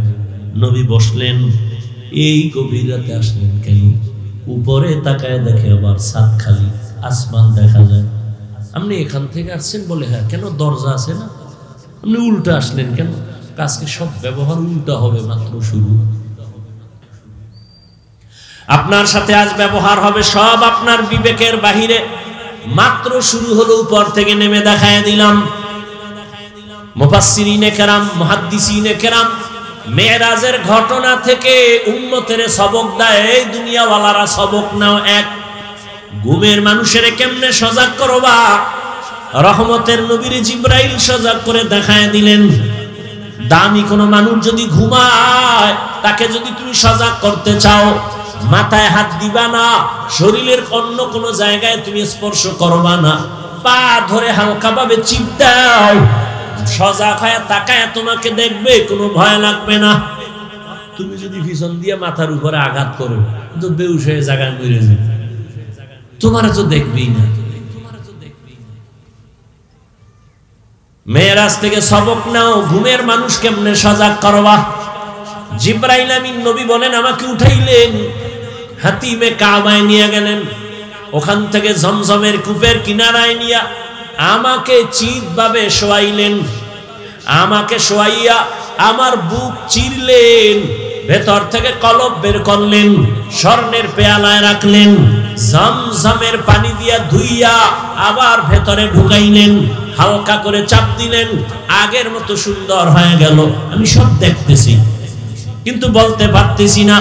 আমার সামনে জিব্রাইল মিকাইল, ডান পাশে 70,000 ফেরেশতা, বাম পাশে 70,000 ফেরেশতা, সামনে 70,000 ফেরেশতা, পেছনে 70,000 ফেরেশতার কাফেলা। আমারে এভাবে করলেন, রক্ত গেল না, সেলাই লাগলো না, আমি ব্যথাও অনুভব করলাম না। এটাকে হার্ট সার্জারি। কি সার্জারি? আল্লাহ দেখায় দিলেন, এই দুনিয়ার ডাক্তারেরা ওপেন হার্ট সার্জারি কইরা মাস্তানি করিস না। আমি আমার নবীরে 4 বার ওপেন হার্ট সার্জারি আগেই করেছি। কয়বার? কুদরতের অপারেশন। একজনে কয়, ঘুমের মধ্যে শুনতেছি, স্বপ্নেই দেখলাম কিনা জানি না। একজনে বলতেছে, নবীর কলবের মধ্যে কি কোনো ময়লা ছিল? যদি নাই থাকে তাহলে বের কইরা জমজম দিয়া ধুইলেন কেন? কয় না। কেমনে বুঝাবো জানি না। এরে আল্লাহর বান্দা, রহমতের নবীর শরীর থেকে ঘাম, ঘাম থেকে মেশকের ঘেরান আসে, এই কথা কি আপনারা শুনছেন? কথা বলেন না কেন? নবীজির মেশকের মধ্যে, ঘামের মধ্যে কি বলেন? নবী যেখানে কদম দেয় সেখানেও কি ঘেরান? নবীজির থুথু মোবারকেও ঘেরান। সেই নবী গোসল করতেন না? বলেন। অজু করতেন না কেন? নবী নাপাক, তো অজু করতেন কেন? নবী নাপাক, তো গোসল করতেন কেন? এই প্রশ্নের যেই জবাব, নবীজির কলবে কি ময়লা? জমজম দিয়ে ধুইলেন কেন? ওই প্রশ্নের এই জবাব। খোদায় যদি বুঝ না দেয় তো কচু গাছ ছাড়া আর উপায় কি? এই যত ঝামেলা, বুঝ বুঝ বুঝ বুঝ, সমস্যা, সব সমস্যা বুঝ। আমার বুঝ একরকম, আপনার বুঝ একরকম, ডিভাইডেড হয়ে গেল। আমনের বুঝ কি? টুপি না দিলেই মাথা ঠান্ডা, দিলেই গরম। আমার বুঝ কি? টুপি দিলেই আমার সম্মান। আমনের বুঝ নামাজ পড়লেই স্বাধীনতা নষ্ট। আমার বুঝ নামাজ পড়লেই শান্তি। সব বুঝের অভাব। যখনই বুঝটা লাইনে আইসা যায়, গাঞ্জাখোর সব ফলাইয়া তসবিহ। এই বুঝ ঠিক করার জন্যই নবীর মেহনত, আলেমগো মেহনত, তাবলিগের মেহনত, পীর সাহেবদের মেহনত, বক্তাদের মেহনত, মসজিদের ইমাম খতিবের মেহনত। কি মেহনত? বুঝ ঠিক করো, বুঝ বুঝ বুঝ। না হয় আপনিও মুসলমান, আমিও মুসলমান, আপনার আল্লাহ আমার আল্লাহ এক না দুই? বুঝেন, কিন্তু তাল মিলেন না। আপনার নবী আমার নবী, কোরআন, কাবা, ধর্ম, কালেমা, দুনিয়াতে আসছি সিস্টেম। মৃত্যুকালে কাফন হবে 3টা, তাও কালার, কবরের সাইজও, প্রশ্ন 3টা, তাও। আপনার বয়ান করবো কেন? বয়ান তো হিন্দুদের করবো, খ্রিস্টানদের করবো, ইহুদিরে করবো। ওরা আল্লাহ চিনে না, কোরআন চিনে না, ধর্ম চিনে না। আপনি তো আল্লাহ চিনেন, নবী চিনেন, কোরআন চিনেন, কাবা চিনেন, আপনাকে বয়ান করবো কেন? করব মানি তালি দিতে দিতে 12 মাসে উস নাই। কুত্তার মতো, পাগলের মতো দৌড়ায়। কুত্তাও এরম দৌড়ায় না, খালি আমি একা। লক্ষ লক্ষ উলামায়ে কেরাম আপনাদের পেছনে, তাবলীগওয়ালাদের মেহনত আপনাদের পেছনে, পীর মাশায়েখের মেহনত আপনাদের পেছনে। বলে আমাকে টাকা দাও, না না, কিছু চায় না। আপনার আলেমদের কিছুই দেন না, গালি ছাড়া, বিরোধিতা ছাড়া কিছুই দেন না। অথচ আলেম আপনার জীবনের আপন, আর কেউ আপন না, সব চান্দাবাজ আর ধান্দাবাজ। এই যুবক, যার পিছনে ঘুইরা নামাজ ছাড়ছো, দাড়ি কাটছো, ওরে কয় টাকা পাবি এই তো। কিন্তু ওরা কারা জানোনি? স্বার্থে যদি আঘাত লাগে দল থেকে নাম কাটবে না, কল্লা কেটে ফেলবে, লিখে রাখ। বানায় বলতেছি, এই কাহিনী চলে না? চলে না? সরকারি চাকরি করে, বেসরকারি চাকরি করে, বুঝে শুনে বলো, ডিউটি কয় ঘন্টা? 8 ঘন্টা, তাই তো? সর্বনিম্ন বেতন কত? নিম্ন নিম্ন হ্যাঁ, তুমি গার্মেন্টস সেন্টার ধরো কেন? তুমি হেনে আছো, তুমি হেঁটেই।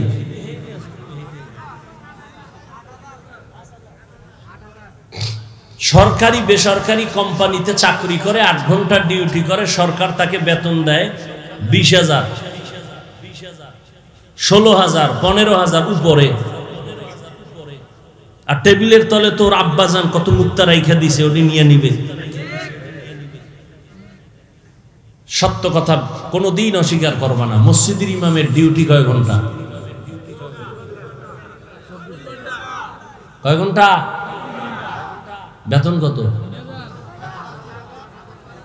এর থেকে আর জালেম আছেই দুনিয়া? এই পরিমাণ জুলুম। 8 ঘন্টা ডিউটি করে 20,000 টাকা, টেবিলের তলে মুক্তার দানা আর খালা মা চাচারা রাইখে দিছে, ওটি নিয়ে ঘুমায়। আর 24 ঘন্টা ডিউটি করে এক ইমাম, রিমান্ডের মতো থাকে, বেতন 5,000, 10,000, 6 মাস বাকি, সভাপতি 100 টাকা মাসে, সেক্রেটারি 50। একক তো নামাজে না থাকলে রিক্সা ড্রাইভার কা হুজুর গেছিলেন কই? তুমি কে? আমি রিক্সা চালাই। এত পাওয়ার কা 5 টাকা মাসে দেই।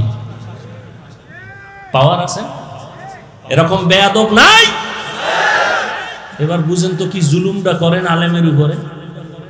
এরপরেও কোনো আলেম বেয়াদবি করে না, কোনো দিন কাউকে গালি দেয় না। বড়দোয়াও মোনাজাতে যখন হাত উঠায় বলে, হে আল্লাহ এলাকায় শান্তি দাও, কবরওয়ালাদের জান্নাত দাও, অসুস্থ সুস্থ বানাও। ইমাম সাহেব কইছে আল্লাহ কয়েকটার চাক্কার তলে হালাও। ব্যবসা যারা করে বরকত দাও, চাকরি যারা করে বরকত দাও। বরকতের ওয়াজ করে, সুদ খাও এটা কয় না। কোনদিন আলেম মানুষের বিরুদ্ধে যায় না। এই জন্যই তো বলি আলেমরা এই জাতিকে যা দিয়েছে কেউ দেয় নাই, নিঃস্বার্থভাবে দিয়েছে এই জাতিকে, কেউ দেয়। সরকার কোটি কোটি কোটি কোটি কোটি টাকা ব্যয় করিয়া র্যাব, আর্মি, পুলিশ, বিডিআর বানাইয়া এদের টাকা ছাড়া অস্ত্র দিয়া কয় যাও দেশটারে ঠান্ডা করো, সন্ত্রাসী কর্মকাণ্ড বন্ধ করো, চাঁদাবাজি বন্ধ করো। কিন্তু আজও পর্যন্ত পূর্ণ সফল হয়েছে। কিন্তু সরকারের এক টাকাও কোন আলেমের পেছনে যায় নাই। এই আলেমরা মানুষের পাও ধরে ধরে ধরে ধরে দিন নাই রাত নাই বুঝায়। তাবলীগালারাও বুঝায়, পীর সাহেবরাও বুঝায়, আলেমরাও বুঝাইয়া একজন আর দুইজন না, এই দেশের মধ্যে জেনারেল লাইনের লক্ষ লক্ষ মানুষ আজ সন্ত্রাসী অস্ত্র চাইরা তসবিহ হাতে নিয়েছে। তাবলীগের অবদান, পীর মাশায়েখের অবদান, দেওবন্দীদের অবদান। কষ্ট হইতেছে? আমাকে আর একটা জবাব দেন, সত্যটা বললেন। আর যদি বুঝেন আপনি পারেন না, জানেন না, চুপ থেকে বলেন তো আমার দেশে ইসলামের তাবলীগের কারণে ইসলামের কি কি ক্ষতি হইল বলেন? হইছে না? হইলে দাঁড়ায় বলে যে হ্যাঁ তাবলীগের কারণে এতদিন এক বেটা তাবলীগে ছিল না, ভালো ছিল, এখন তাবলীগে যাওয়ার পরে গাঞ্জা খায়। হইছে ক্ষতি? নাম্বার 2, আমাদের এই দেশে চরমনাই, উজানি, বাহাদুরপুর, নানুপুর পীর মাশায়েখ যারা হক, এদের দ্বারা ইসলামের কি ক্ষতি হয়েছে দেশে বলেন? হয় নাই? নাম্বার 3, দেওবন্দীদের দ্বারা কিছু ক্ষতি হয়েছে। বুঝা শুনে বললেন, কওমি দেওবন্দির দ্বারা কোনো ক্ষতি হয় নাই। অতএব তার বিরোধিতাও করিও না রে যুবক। যদি বলো হয় নাই, এরপরও যদি তুমি বিরোধিতা করো, তাহলে আমরা বলে দিলাম তোমার অন্তর খারাপ, তোমার কপাল খারাপ।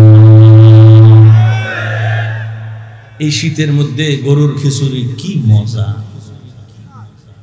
সকালের সময় কুয়াশার ভিতরে যদি কেউ গরুর খিচুড়ি নিয়ে রাস্তায় বয়ে কয় ফিরি, ফিরি কেন, 100 টাকা দিব, সব আমারে দে।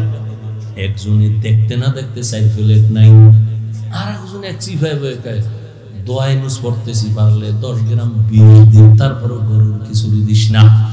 কেন? বলে গরুর মধ্যে বিষ। কয় না, তোর পেটে বিষ। গরুর খিচুড়ি মজা, তুমি খাও না কেন? কয় তোমার পেটে সমস্যা, চিকিৎসা করো। তাবলিগ ভালো, পীর মুরিদি ভালো, আল্লাহওয়ালা ভালো, দেওবন্দি ভালো, কওমি ভালো, আলেম ভালো, জিকির ভালো, পাগড়ি ভালো, বয়ান ভালো, তুমি কেন পছন্দ করো না? আলেম ওলামাদের দোষ না, তোর অন্তর বড় খারাপ। চোখে চশমা লাগাইছে, আয়না লাগাইছে কালো, ময়দানে ঢুকে কয় ভাই কি কিয়ামত আইব নি? কেন? কয় বাতি কালো। কেন? বাতি কালো না, তোর চোখে গজব লাগছে, চিকিৎসা কর। জিন্দেগি মে বন্দেগি তু করনা হে,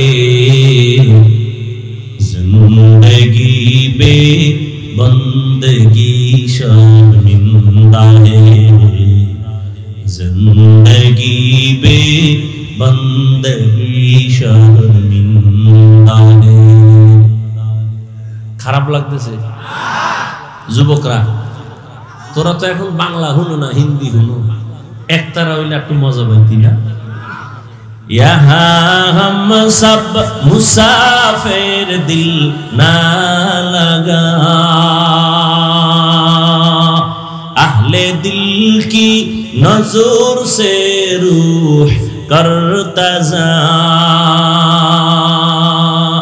শাহ দৌলত সব ফকির गा नेक नहीं, शाह दौलत सब फकीर गा नेक नहीं, जिंदगी में बंदगी तू करना है, जिंदगी में बंदगी तू करना है, जिंदगी बे बंदगी शर्मिंदा है, जिंदगी बे बंदगी शर्मिंदा है, जिंदगी में बंदगी कुल बंदगी, बंदगी बे जिंदगी शर्मिंदगी। মেরাজ করতে অনেকে কিন্তু চলে গেছে, টাইম দেওয়া আছে তো মেরাজ আছে সারা রাত, ওই যে রাতের বেলায় তো মেরাজ ভালো। কতজনের সাথে টাইম দেওয়া না, 12টার পরে মিস কল দিব, রেডি হয়ে যাও, মেরাজে গেছি গা। আরে আল্লাহর গোলাম, কোন কথা বলতেছিলাম মনে নাই? আপনাকে আসেনি মনে? কি ওপেন হার্ট সার্জারি আল্লাহ করেছেন, রহমতের নবীকে ওপেন হার্ট সার্জারি করেছেন টোটাল 4 বার। জবাব দিতেছিলাম নবীর কলবে কি ময়লা, ধুইলেন কেন? না না, রহমতের নবীকে এমন এক জগতে নিতেছেন, ওই জগৎ সম্পর্কে নবী ওয়াকিফ না, ওই জগৎ টোটাল আলাদা। এজন্য আমার আল্লাহ জমজমের পানি দিয়া গোসল করাইয়া, এরপরে আমার আল্লাহ নবীরে ওযু করাইলেন। নবী বলেন আমি জমজমের পানি দিয়ে ওযু করলাম, আর ওখানে যাইতে গেলে ওখানের আবহাওয়া আলাদা, এজন্য আগে একটু পাওয়ার ভিতরে ঢুকানো দরকার, আল্লাহ ঢুকাই দিলেন। এইটারে বুঝাইতে এখন কত সোজা, 50 বছর আগে কত কঠিন ছিল, এখন সোজা কেমনে? কয় যারা সৌদি আরব যাবেন টিকা লাগা, সরকার এখন আরো কড়া করছে, টিকার সার্টিফিকেট না নিলে ভিডা, ইনজেকশন লাগাও, কারণ আরবের আবহাওয়া বাংলাদেশের আবহাওয়া এক না, এজন্য তুমি ইনজেকশন নাও, তুমি টিকা লাগাইয়া ওখানের আবহাওয়া যেন তোমার শরীরের সাথে অ্যাডজাস্ট হয়ে যায়। আমার আল্লাহ নবীর কলবের মধ্যে আলাদা পাওয়ার দিয়েছেন, আবহাওয়ার সাথে যেন অ্যাডজাস্ট হয়ে যায়, কষ্ট হয়। নবী বলেন এবার আমি ওযু বানাইলাম জমজমের পানি দিয়া, এজন্য অনেক উলামায়ে কেরাম বলেছেন জমজমের পানি কাউসারের পানির থেকেও দামি। রহমতের নবীকে সাহাবায়ে কেরাম প্রশ্ন করলেন, ইয়া রাসূলুল্লাহ, জমজমের কূপের তলা কই? এই যে পানি যাইতেছে ও মানে কোটি কোটি ট্রিলিয়ন বিলিয়ন পানি হাজিরা নেয়, কমেও না বাড়েও না, এর তলা কই? রহমতের নবী বলেন, সাহাবা, এই জমজমের পানির কূপের তলা হাউজে কাউসারের সাথে লাগানো। নবী বললেন, এবার দুরাকাত নামাজ আমি আদায় করলাম। মেয়েরাজ শুরু হইল মসজিদ থেকে। কিসের থেকে? এজন্যই তো আমরা মসজিদ গিয়ে নামাজে দাঁড়াই, নামাজে মেয়েরাজ করি। কি করি? মেয়েরাজ। মসজিদে গিয়ে নামাজ আদায় করো। নামাজ আল্লাহর সাথে গভীর সম্পর্ক তৈরি হয়, কথা হয়। বান্দা যখন নামাজে দাঁড়ায় ওখানেও কিন্তু ওই সুবহান দিয়া শুরু হয়, হয়নি? সুবহানাকাল্লাহুম্মা আছে না? অবিহামদিকা অতাবারাকা ইসমুকা তাআলা জাদ্দুকা ওয়া লা ইলাহা গায়রুক। সুবহান। আমি এখন মেরাজে ঢুকতেছি। বান্দা যখন নামাজে দাঁড়ায় গেল তখন বান্দা আল্লাহর সাথে সম্পর্ক তৈরি করে, আল্লাহর প্রশংসা করে। আলহামদুলিল্লাহ। আল্লাহ বলেন, লিমানিল হাম, কার গুণগান গাইলা? কাইলিল্লাহ। আল্লাহ বলেন, মানিল্লাহ, আল্লাহকে। বান্দা জবাব দেয়, রব্বুল আলামিন। আল্লাহ প্রশ্ন করে, রব্বুল আলামিন কে? বান্দা জবাব দেয়, রহমান। মানির রহমান, বলে রহিম। এভাবে কথা হয়। মেরাজ চলে আল্লাহর সাথে। উরুজ, উপরে যাইতেছে বান্দা, আল্লাহর মুহাব্বতের সাগরে ঢেউ খেলতেছে, মুহাব্বতের দিকে অগ্রগামী হইতেছে। এই জন্যই দেখছেননি নামাজ একটা ইবাদত, ঠিক এমনই তো একটা ইবাদত হজ করা, এমনই ইবাদত যাকাত দেওয়া, এমনই ইবাদতের অংশ বাইতুল্লাহ তাওয়াফ করা। কিন্তু ব্যবধানটা কি? বান্দা যখন যাকাত দেয় তখন যদি খানা দেয় খাওয়া যাবে, সালাম দিলেও জবাব দেওয়া যাবে। হজে গিয়া বান্দা তাওয়াফ করে বাইতুল্লাহ, লাব্বাইক আল্লাহুম্মা লাব্বাইক, ওই সময় যদি কেউ সালাম দেয় নেওয়া যাবে, খানা দিলেও খাওয়া যাবে। নামাজে চলবে নি? বলবে ভাই নামাজ একটু পরে ফাঁকি দিয়ে একটু খাই হলো, চলবে? সালাম দিছে জবাব, নামাজে আপনি আছেন, সালাম দিলে জবাব দেওয়া যাবে? সৌদি আরবে গেছি অনেক আগে, এই সময় কত কোয়ালিটির, দুনিয়ার সব কোয়ালিটির মানুষ এনে বাবা। একটা কেবলার দিকে পাওয়া এরকম দিয়া হমানে নাকটা এনে ঘুমিয়েছে। আমি পাশে বইয়ে তেলাওয়াত করতেছি, একামত হয়ে গেছে, দাঁড়ায় গেছে, দাঁড়ায় আদবেন দেখা রয়ে গেছে। এর মধ্যে মোবাইল ও বাইর করে বলতেছে সলা সলা, নামাজের ভিতরে আছে, আবার পকেটে হান দিয়ে খারাই গেছে। আর একটা দেখলাম সেজদায় যাওয়ার আগে পকেট থেকে একটা কাঠের টুকরা বাইর করে কপালের তলে দিছে। কি ও কয় যে ইবলিস সেজদা দিয়ে জমিন নাপাক করছে, তো এই জন্য আমরা কাঠের উপরে দিই।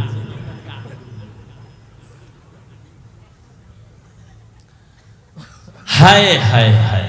তাহলে নামাজের মধ্যে সালাম বন্ধ কেন? খানা বন্ধ কেন? এটা তো মেরাজ চলতেছে। মেরাজ যখন চলে আমার মালিকের সাথে ডাইরেক্ট কথা, এখানে সালাম চলবে না, কালাম চলবে না, খানা চলবে না। সালাম ফিরে নামাজ শেষ, এবার খানা দাও, সালাম দাও, কোনো বাধা নেই। আল্লাহ পাক রব্বুল আলামিনের নবী বলেন, এবার বোরাকে আমাকে উঠাবেন। বোরাক আমাকে নিতে চায় না, কেমন বাহানা করে। ইতিহাস ওলামায়ে কেরাম অনেকে শুনছেন, আপনারাও জানেন। নবী বলেন, বাইতুল্লাহ থেকে 1 মাসের পথ হলো বাইতুল মাকদিস, প্রথম কিবলা। বোরাকে যখন উঠলাম, এক চোখের পলকে আমি বাইতুল মাকদিসে হাজির হয়ে গেলাম। এটা কেমনে সম্ভব? মুহাম্মদ এক নজরে 1 মাসের পথ চলে গেলেন, এটা কেমনে সম্ভব? এর জবাব হলো, নবী যায় নাই, নবী আয় নাই, আল্লাহ নিয়েছেন। আর আল্লাহ নিলিকে পারে না? যেই আল্লাহ আদম নবীরে জান্নাত থেকে ভারতের চরণদ্বীপে পালায়া দিলেন, যেই আল্লাহ মা হাওয়াকে আরবের জেদ্দায় পাঠায়া দিলেন জান্নাত থেকে, ওই আল্লাহ আমার নবীরে পারে না আর শুনতে? যেই আল্লাহ ইউনুস নবীরে মাছের পেটে ঢুকাইয়া আবার বের করে দিলেন, যেই আমার আল্লাহ ঈসা নবীকে দ্বিতীয় আসমানে নিয়ে গেলেন, ওই আল্লাহ আমার আল্লাহর নবীকে কেন আরশে আজিমে নিতে পারেন না? আমার আল্লাহ কেমন কুদরতের মালিক! উযায়ের আলাইহিস সালামকে জমিনের মধ্যে 100 বছর ফেলে রাখলেন মরা, এরপর আবার আল্লাহ জিন্দা বানায় দিলেন। ওই আল্লাহ আমার রহমতের নবীকে কুদরতের দ্বারা আরশে আজিমে নিতে পারেন কিনা? আল্লাহ নিছেন, নবী যান নাই, নবী আসেন নাই, আল্লাহ নিয়েছেন, আল্লাহ পাঠায় দিয়েছেন। কুদরত কার? আমার আল্লাহর। নবী বলেন এক পলকে চলে গেলাম, কিন্তু এর মধ্যে বহু কাহিনী হয়ে গেল। মদিনার সফর হয়ে গেল, নামলাম, নামাজ পড়লাম, আবার সামনে যাইয়া তুর পাহাড়ের উপর দিয়ে যাই, এক জায়গায় মুসা নবীর কবর দেখলাম। এই মেরাজের ভিতরে যাইতে গিয়ে দেখি মুসা নবী কবরে নামাজ পড়তেছে। নবী মুসা কবরে নামাজ পড়েন, এটা আবার কেমন কথা? কেমন তেমন কথা দূর আর বলার সুযোগ নাই। অনেকে বলে নবীরা কবরে মরা, জীবনে জিন্দা হবে না। নবী বলেন ক্বালা রাসূলুল্লাহ সাল্লাল্লাহু আলাইহি ওয়া আলিহি ওয়াসাল্লাম আল আম্বিয়া ওয়াহিয়াউন ফি কুবুরিহিম ইউসাল্লুন। সব নবীরা কবরে জিন্দা, সবাই নামাজ পড়ে। সুবহানাল্লাহ। কোরআন শরীফে আল্লাহ আয়াত নাজিল করে বলেন ওহুম ইউরজাকুন, আমি কবরে তাদেরকে খানা দেই। আল্লাহ কি দেন? খানা। কবরে একটু জায়গা, এখানে আবার আল্লাহ খানা দিলে কেমনে খায়? প্রশ্ন করে তারা যারা নবীদেরকে জিন্দা মানে না। তারা বলে কবরে জিন্দা হইলে আল্লাহ কয় রিজিক দেয়, কি খায়? রুটি না ভাত? খাইলে প্লেট পায় কই, গ্লাস পায় কই, বাথরুম কই? এই বিষয়ে আমি বিস্তারিত আলোচনা অনেক জায়গায় করেছি, আজ করব না। আমাদের আকীদা সমস্ত নবীরা কবরে জিন্দা, কিয়ামত পর্যন্ত নামাজরত অবস্থায় থাকবেন। নবী বলেন ওখান থেকে বাইতুল মাকদিসে যাইয়া বোরাকটারে বাঁধলেন। জিব্রাইল বাইতে, জিব্রাইল নিজে আজান দেওয়া শুরু করলেন। বোরাকেরে বাঁধলেন কেন? পালায় যাবে? কয় না, এখান থেকে আর এক সবক নেও, নিজের মাল নিজে হেফাজত করো, অন্যের উপরে ন্যস্ত করিও। নিজের দোকান নিজে হেফাজত করে বলো তাওয়াক্কালতু আলাল্লাহ। নিজের সন্তান নিজে হেফাজত করো, আর একজনের উপরে ন্যস্ত করো না। জিব্রাইল আজান দিয়ে দিলেন। আজান নবী দিলে তো আর মজা হইতো, সেখানে সব নবী রাসূল হাজির। জিব্রাইল আজান দিছেন। আমার নবী আজান দিলে ঝামেলা, কারণ আমার নবী যদি বলেই ফেলেন হাইয়া আলাস সালাহ, নামাজের দিকে আসো, এটা বাই ফোর্স অর্ডার। আর নবী যদি অর্ডার দিয়েই দেন, যদি না মানো কাফের হয়ে যাবে। এজন্য আল্লাহ উম্মতের কাফের থেকে বাঁচাইছে। জিব্রাইল আজান দিছে হাইয়া আলাস সালাহ, উম্মত যদি না যাও কাফের হবা না, হয়তো ফাসিক হয়ে যাবে। আর নবী যদি কয় হাইয়া আলাস সালাহ, তুমি যদি ডিনাই করো, তুমি কাফের হয়ে যাবে। নবীর অর্ডার বাই ফোর্স অর্ডার। নবীজি এবার সব নবী রাসূলদের সামনে 2 রাকাত নামাজের ইমামতি করলেন। নবীর যেহেতু পুরস্কার দিবেন, পুরস্কার দেওয়ার জন্য সবাইকে আল্লাহ হাজির করলেন। নবীকে পুরস্কার দেয়া হবে। ওখান থেকে আমার আল্লাহ বোরাকে নিয়ে গেলেন। জিব্রাইল সফর সঙ্গী উপরে আসমান। নবীজি বলেন একটানে আসমানে গিয়ে দেখি আসমানের মধ্যে 2টা দরওয়াজা তালা লাগানো। দরওয়াজাগুলো জমরাত ইয়াকুত পাথর দ্বারা বানানো, তালা হলো নূরের তৈরি তালা। জিব্রাইল কয় ভিতরের দারওয়ান দরজা খোল। দারওয়ান কয় মান আনতা, কে তুমি? বলে আনা জিব্রাইল। ওয়া মান মাআক, তোমার সাথে কে? বলে হুয়া মুহাম্মদ সাল্লাল্লাহু। জিব্রাইল দারওয়ান কয় অনুমতি আইসুনি আনসুনি কাহানসি, কথা খুলো, চাবি দে। আমি ভিতরে, তালা বাইরে, চাবি কই? বলে ইসমে আজম, বিসমিল্লাহ হলো তালার চাবি। নবী বলেন আমি বিসমিল্লাহ বলে তালায় হাত দিলাম, দোনো দরজার তালা খুলে গেল। আমি ভেতরে ঢুকলাম। এইভাবে প্রথম আসমান পুরাটাই দেখলাম। দেখা দেখা দ্বিতীয় আসমানে গেলাম, তৃতীয়, চতুর্থ, পঞ্চম, ষষ্ঠ, সপ্তম। এবার যাইতে যাইতে 7 আসমানের উপরে গিয়ে দেখি একটা নূরের কাবা, বাইতুল মামুর। 70,000 ফেরেশতারা কাফেলা বানায় তওয়াফ করে। একবার যারা করবে কিয়ামতের আগে এদের সিরিয়াল আর আসবে না, এত বেশি ফেরেশতা। নবী বলেন ওখান থেকে উপরে গেলাম সিদরাতুল মুনতাহা, বিশাল এক বড়ই গাছ। বড়ইগুলো তেলের ড্রামের মতো বড় বড় বড়ই, পাতাগুলো হলো গাছের পাতা, হাতির কানের মতো বড়। রহমতের নবী বললেন ওখান থেকে আল্লাহ আমাকে আর উপরে নিয়ে গেলেন ভিন্ন বাহনে। যাইতে যাইতে যাইতে যাইতে যাইতে অনেক অনেক অনেক অনেক উপরে এক পর্যায়ে দেখি অন্ধকার, কিছুই দেখা যায় না, আমার বাহন চলতেছে। আর জায়গায় দিয়ে দেখি আগুনের মাঝখান দিয়ে আমার সফর চলতেছে। যাইতে যাইতে হঠাৎ অনেক উপরে গিয়ে দেখলাম আল্লাহ তাআলার নূরে তৈরি আরশে আজিম। 8 জন ফেরেশতা কাঁধে নিয়ে দাঁড়ানো, এদের পা 7 জমিনের নিচে। ফেরেশতারা জানে না ওদের কাঁধের উপরে কি আছে। আমি জুতা সহ গেছি তো, জুতাটা খুলতেছিলাম, আওয়াজ আসতেছে নবী জুতা খুলবেন না, আরশে আজিম আপনার জুতা ধুলি নেওয়ার জন্য পাগল হয়ে গেছে। কারণ আপনার নবুয়তের সীমানা, মুসা নবীর নবুয়তের সীমানা যেই পর্যন্ত, তার মেরাজের সীমানা ওই পর্যন্ত। আর আপনার নবুয়তের সীমানা শুধু জমিনে না, আরশে আজিম লৌহ কমলের জন্য আপনার মেরাজও চলতেছে ওই পর্যন্ত। নবী বলেন আমি গেলাম, এর উপরে উঠলাম, আরশে আজিমের উপরে আবার আল্লাহ অনেক উপরে হলো কুরসি, চেয়ার। চেয়ারের চতুর্পাশে 70,000 পর্দা লাগানো। ওয়াসিআ কুরসিয়ুহুস সামাওয়াতি ওয়াল আরদ। আল্লাহ তাআলা একটা একটা পর্দা আলাদা করে করে আল্লাহ আমাকে কাছে নিয়ে নিলেন। আল্লাহ তাআলা বলেন আমি আমার বান্দাকে ভ্রমণ করাইলাম। সুবহানাল্লাযী আসরা বিআবদিহি লাইলাম মিনাল মাসজিদিল হারাম ইলাল মাসজিদিল আকসা। এখানে আরেকটা পয়েন্ট বইলে আমি শেষের দিকে যাচ্ছি। কোরআন শরীফ এমন দামি একটা কিতাব, যে কিতাব ধরলে সওয়াব, পড়লে সওয়াব, দেখলে সওয়াব। যাই না পড়েন সওয়াব, না জেনে কোরআন তেলাওয়াত করেন সওয়াব। সেই কোরআনে আমার আল্লাহ নবীদের নাম নিয়ে ডাকছেন, ইয়া নূহ, ইয়া মূসা, ইয়া ঈসা ইবনে মারইয়াম, ওয়া নাদাইনাহু ইয়া ইব্রাহিম। সুলাইমানের নাম ডাকলেন, দাউদের নাম ডাকলেন, কিন্তু আমার নবীজির নাম আল্লাহ কোরআন শরীফে কোথাও ডাকেন নাই, ধরেন নাই। কেন? একটু আগেই বলেছিলাম আমার আল্লাহ মুহাম্মদের আশিক।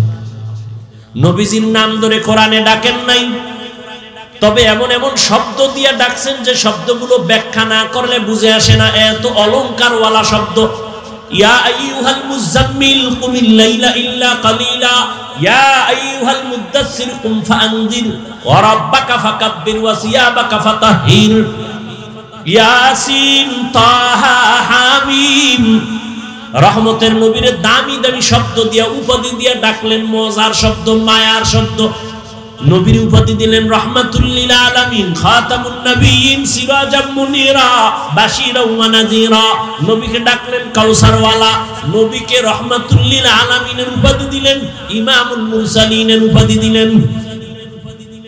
তাহলে নাম ধরে না ডাকলেও উপাধিগুলো কি নরমাল না অনেক দামি? সীমানাহীন দামি। কিন্তু হাজারো আশ্চর্যের মধ্যে এটা আশ্চর্য হলো, যেই মেরাজের ঘটনাকে এখনো বেঈমান নাস্তিকরা মেনে নিতে পারে না, এত বড় আশ্চর্য ধরনের ঘটনার ক্ষেত্রে আমার আল্লাহ নবীরে সম্বোধন করলেন একটা নরমাল শব্দ দিয়া, বান্দা। আল্লাহ নবীরে বান্দা বলছেন। আমরাও বান্দা, হিন্দুরাও বান্দা, ইহুদিরাও বান্দা, খ্রিস্টানেরাও বান্দা, নবীও বান্দা। এত নরমাল শব্দ দিয়ে আল্লাহ ডাকলেন কেন, ধরলেন কেন? দামি দামি শব্দ দিছে, খাতামুন নবিয়্যিন, সিরাজাম মুনিরা। আর মেরাজের ঘটনায় আল্লাহ কয় আমি মেরাজ করাইলাম আমার বান্দাকে। শব্দ বান্দা বললেন কেন? যে আমরাও বান্দা, হিন্দুরাও বান্দা, ইহুদিরাও বান্দা, নবীরাও বান্দা বললেন কেন? এর 4টা জবাবের একটা দিয়েই শেষ করতেছি, ভালো করে খেয়াল করেন। 1 নাম্বার, আমার নবী নিজেরে বান্দা বললে বড় খুশি হন, বড় আনন্দিত হন। নবীর পছন্দ নিজের বান্দা বললে বড় কামিয়াবি মনে করে, সফল মনে করে। এজন্য একদিন আম্মা জান বলেন, নবী আপনি এত কষ্ট করে ইবাদত করেন কেন? নবী জবাব দিলেন, আফালা আকুনা আবদান শাকুরা, আমি কি আল্লাহর কৃতজ্ঞ বান্দা হব না? এই জন্য নবী যখন মেরাজে চলেই গেলেন, আল্লাহ কি নিয়ে আইছেন?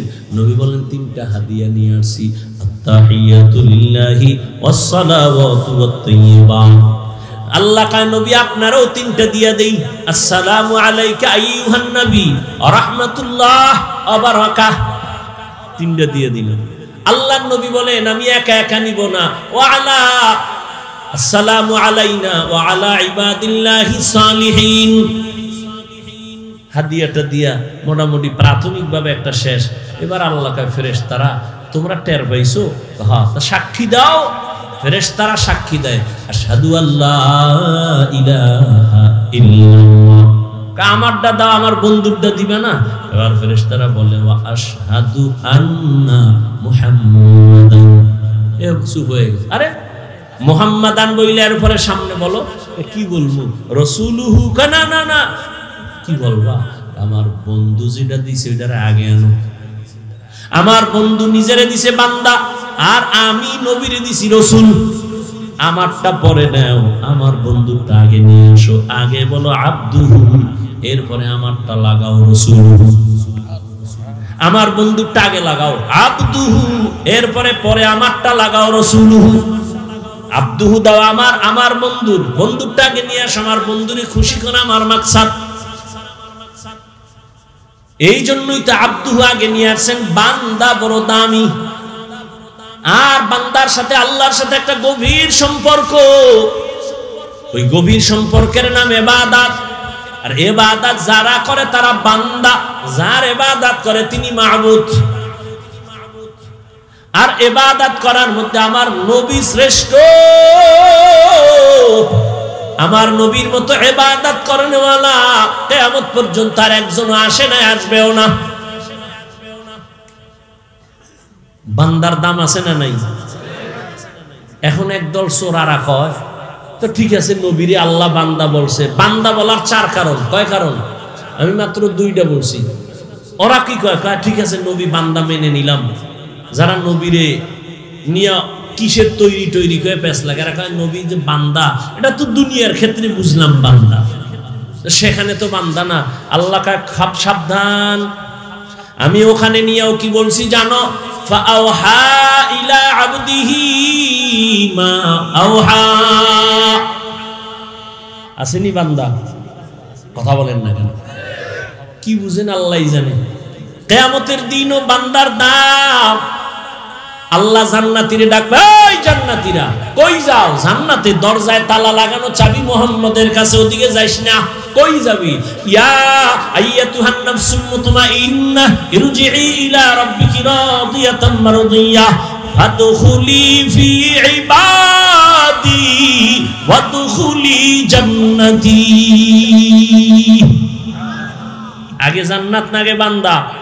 হ্যাঁ, আগে আমার বান্দা মোহাব্বতের এদের কাতারে গিয়া মজলিসে গিয়া বসো।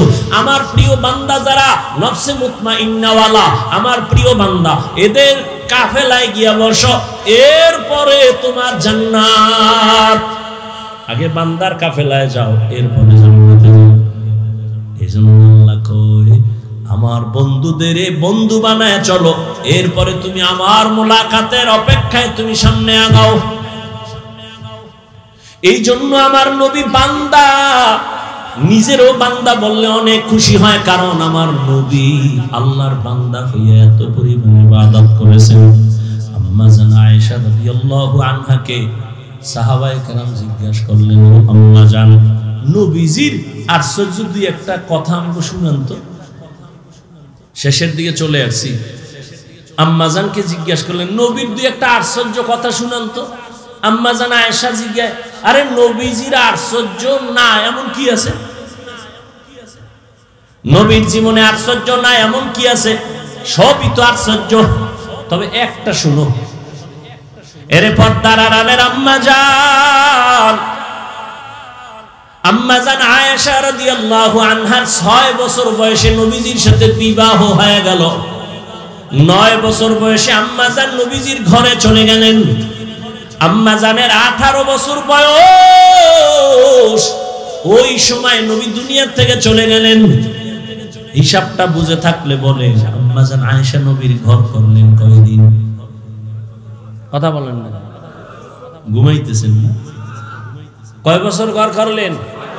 মাত্র 9 বছর। আমগো দেশে তো বোনদের 18তে বিয়েই হয় না। এর মধ্যে আর এক দলে আবার আগুন লাগাই দিছে, বাল্য বন্ধ করো, বাল্য বিবাহ চলবে না, আকাম চলবে, বিবাহ চলবে না। করো আকাম করো, সারা রাত দরজা জানালা আটকাইয়া মোবাইলে আকাম চালাও। চোখের জিনা, কানের জিনা, অন্তরের জিনা, জবানের জিনা চালাও।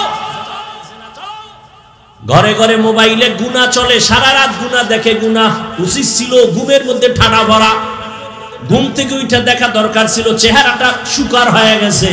শুধু মুহাম্মদের উম্মত হওয়ার কারণে আল্লাহ গজব দেন নাই। না হয় ঘরের মধ্যে যেই জিনা চলে সারা রাত মোবাইলে, আল্লাহ বাঁচায় রাখছে, এটা তো মুহাম্মদের উম্মত হওয়ার বরকত। আম্মা জান আয়েশা রাদিয়াল্লাহু আনহা বলেন, মাত্র নবীর ঘর করছি 9 বছর। 18 বছরের আমি একটা মেয়ে, রহমতের নবীর 9 বছর সোহবত পাইয়া কি পাইছি জানো? 2000-এর উপরে হাদিসের হাফেজা হয়ে গেছি। আমগো আম্মা জানরা কয়টা হাদিস জানে? আপনারা জানেন না? শুধু সাফার জোরে আহলে হাদিস। হ্যাঁ, আম্মা জান আয়েশা রাদিয়াল্লাহু আনহা বলেন, আমি নবীর ঘর করছি 18 বছর বয়স পর্যন্ত। 9 বছরে আমি 2000-এর উপরে হাদিসের হাফেজা হয়ে গেছি। আল্লাহ হেদায়েত দান করেন। এবার আম্মা জান বলেন, বলবো ঘটনাটা এই শেষের দিকে, খেয়াল করি। আম্মা জান আয়েশা চোখের পানি ছেড়ে বলেন, সাহাবা,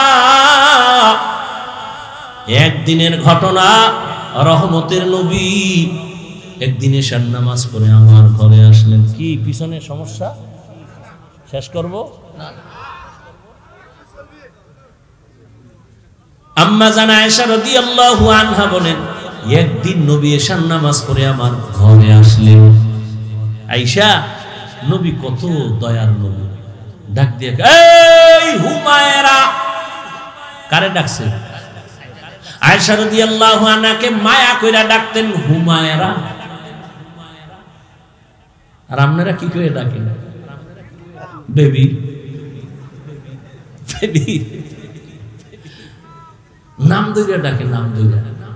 ওদিকে বেবিও স্বামীরে ডাকে হৃদয়, ডাকেনি? সন্তান একটা ওই এটা শিখে বলছি, সন্তানের আব্বু কয় না, আম্মু কয় না, মায়েরে কয় বেবি, নাস্তা দে। বাবারে কয় এই হৃদয় টাকা দে। দুইজনে কয় এই সর্বনাশ। এ যদি মানসি হুনি আরে জুতার ভিডারে, আব্বু কয় না, আম্মু কয় না, উভয় কি? ডোন্ট মাইন্ড আর ফ্রি মাইন্ড। স্ত্রীরে স্বামীও নাম ধরে ডাকে, স্বামী স্ত্রীকে নাম ধরে ডাকে। নামগুলো কি সাইজের? একজনের নাম সবুজ আর একজনের নাম গম্বুজ। না, সন্তানের নাম তুফান, বৃষ্টি, নদী, সাগর। অথচ রাসূল হাদিসে বলে একটা নামের কারণে আল্লাহর বান্দারা কিয়ামতে জান্নাত পাবে। সেদিন একটার জিজ্ঞেস তোর নাম কি? কয় রুমেল, সুমেল। আমি মাইয়া ফলা হইলে পোলার নাম রাখবি জিমেল, আর একটার নাম রাখবি হিমেল। হ্যাঁ,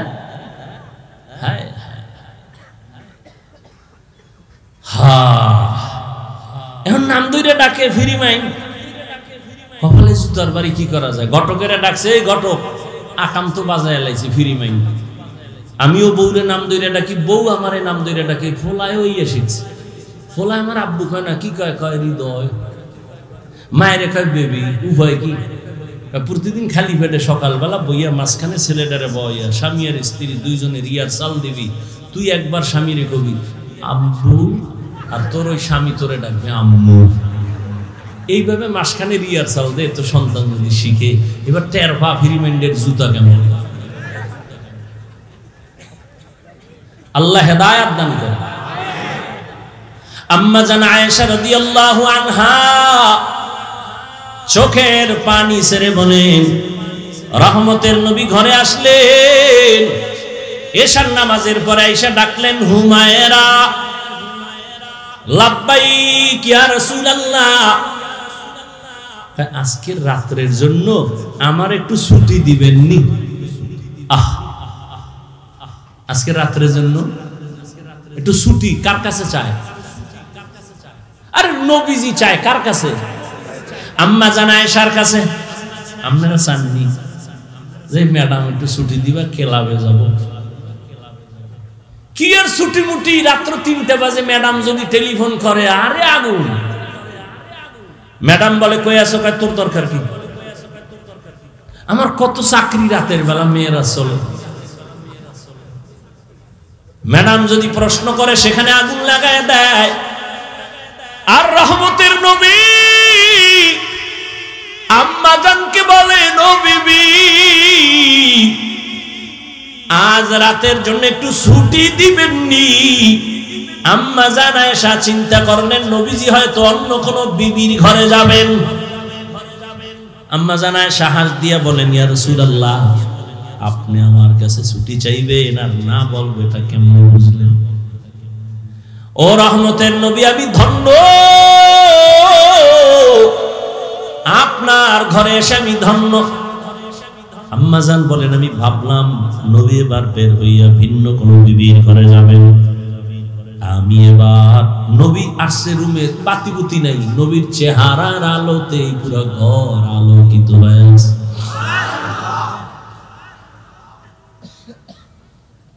আর আমরা গো চেহারার আলো বানানোর জন্য বিউটি পার্লারে যাই, ঢানা খাটা হরি হইতো। একজনই সাদা দেখে এটারই বিয়ে করবে, ঢানা খাটা হরি। বাসায় নিয়ে যখন টের পাইছে একটু পানি লাগছে, রৌদ্র লাগে, দেয় আসল জাম কালা, চান্দি গরম হয়ে গেছে। হায় রে কপাল মন্দ, চোখ থাকতে অন্ধ। আল্লাহ হেদায়াত দান করে। আম্মা জান আয়েশা রাদিয়াল্লাহু আনহা তিনি বলেন, আমি একটু ঘুমের বাহানায় বিছানায় শুয়ে গেলাম। একটু ছোট্ট রুম, খেজুর পাতার ঘর, খেজুর পাতার ঘর। আমি দেখলাম নবীজি কোনো ঘরে যান নাই। আমি ঘুমের বাহানা কইরা আমি তাকায়া হালকা ভাবে নজর দেই, আমি দেখি রহমতের নবী একা নামাজে দাঁড়ায় গেল। আমার হুজুরার এক কর্নারে নবী নামাজে দাঁড়াইয়া হালকা আওয়াজে আলহামদু সূরা তেলাওয়াত শুরু করলেন, আর চোখ থেকে পানি পড়া শুরু হয়ে গেল ঝর্ণার মতো। রহমতের নবী তেলাওয়াত আলহামদু শেষ, সূরা বাকারা শুরু করলেন। ভাবলাম নবী বোধহয় বাকারার মাঝখানে গিয়ে রুকুতে যাবেন, কিন্তু না, পুরা সূরা বাকারা শেষ করলেন। তাও তো তাড়াহুড়া নাই, নবী আস্তে আস্তে পড়তেছেন। আর আমি আয়েশা জীবনে নবীকে এমন কান্না করতে দেখি নাই। নবী তেলাওয়াত করেন আর কান্না করেন। সূরা বাকারা শেষ করতে করতে অনেক সময় চলে গেল। ভাবলাম নবী এইবার রুকুর মধ্যে যাবেন, না, নবী সূরা আলে ইমরান শুরু করলেন। নবী ভাবলাম মাঝখানে গিয়ে রুকুতে যাবে, না, নবী পুরো সূরাটাই শেষ করলেন। এখনো প্রথম রাকাতে নবী দাঁড়ানো আছে। আলে ইমরান শেষ করিয়া নবী রুকুতে যাবেন, দেখি না নবী পরের সূরাটাও শুরু করলেন। নবীজি দীর্ঘ টাইম সূরা তেলাওয়াত করেন আর চোখের পানি ছেড়ে দাড়ি ভিজে ভিজে পানি পড়তেছে। এমন কান্না, মনে হয় নবী মরে যাবেন। নবী যেই সূরার শেষ করে 4 নাম্বার সূরাটাও তেলাওয়াত শুরু করলেন। দীর্ঘ টাইম নবী দাঁড়ায় কাঁদতেছেন আর তেলাওয়াত করতেছেন। এমন তেলাওয়াত আমি জীবনে এত দেরি করতে দেখিনি। নবীজি এত পরিমাণ দেরি করিয়া সীমাহীন দেরির পরে নবী মাত্র রুকুর মধ্যে চলে গেল। রহমতের নবী রুকুতে যায়, কান্না বন্ধ নাই। নবী মাথা উঁচু করেন না, ওখানে সীমাহীন সময় ব্যয় করলেন আর কান্না শুরু করলেন।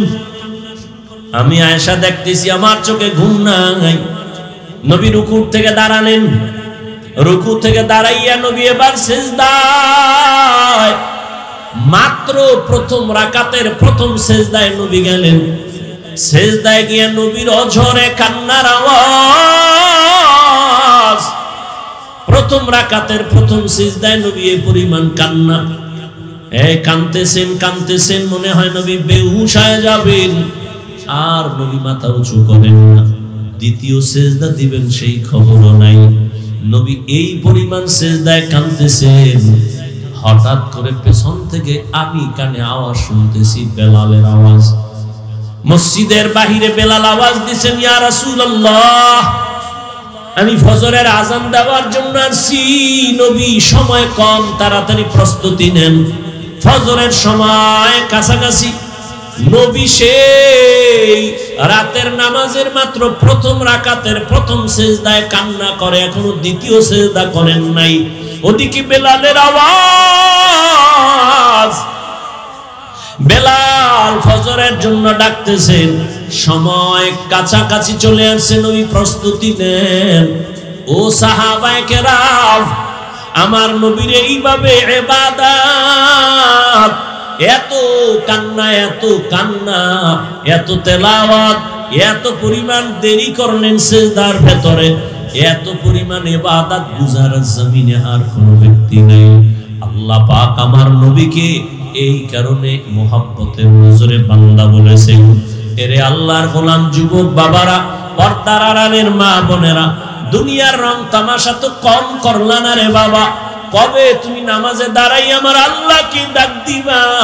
কবে তুমি পর্দার আড়ালে চলে যায় আমার আল্লাহর মুহাব্বতের মালা গলায় পরবা?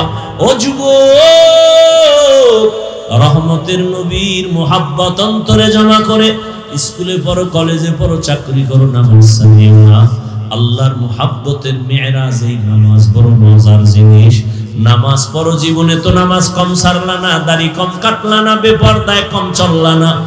এখনো সময় আছে তওবা করিয়া।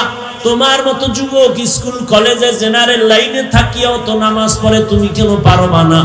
নবীর মুহাব্বত অন্তরে নিয়া, মা বাবার দোয়া নিয়া, শিক্ষকের দোয়া নিয়া, ওলামায়ে কেরামের পরামর্শ নিয়া নবীর আদর্শের মালা গলায় লাগায় তওবা করো। আর জীবনে নামাজ ছাড়বা না, দাড়ি কাটবা না, বেপরদায় চলবা না, মা বাবার দোয়া নিয়া চলবা। ও পর্দার আড়ালের মা বোনেরা, আল্লাহ পাক আপনাদেরকে এত মর্যাদা দান করেছেন। আপনারা নবীদের মায়ের মতো দামি মা, সাহাবায়ে কেরামদের মায়ের মতো দামি মা। আপনাদের মতো কত মা এখনো পর্দা করে, স্বামীর মাল হেফাজত করে, মোবাইলে সময় নষ্ট করে না, নামাজ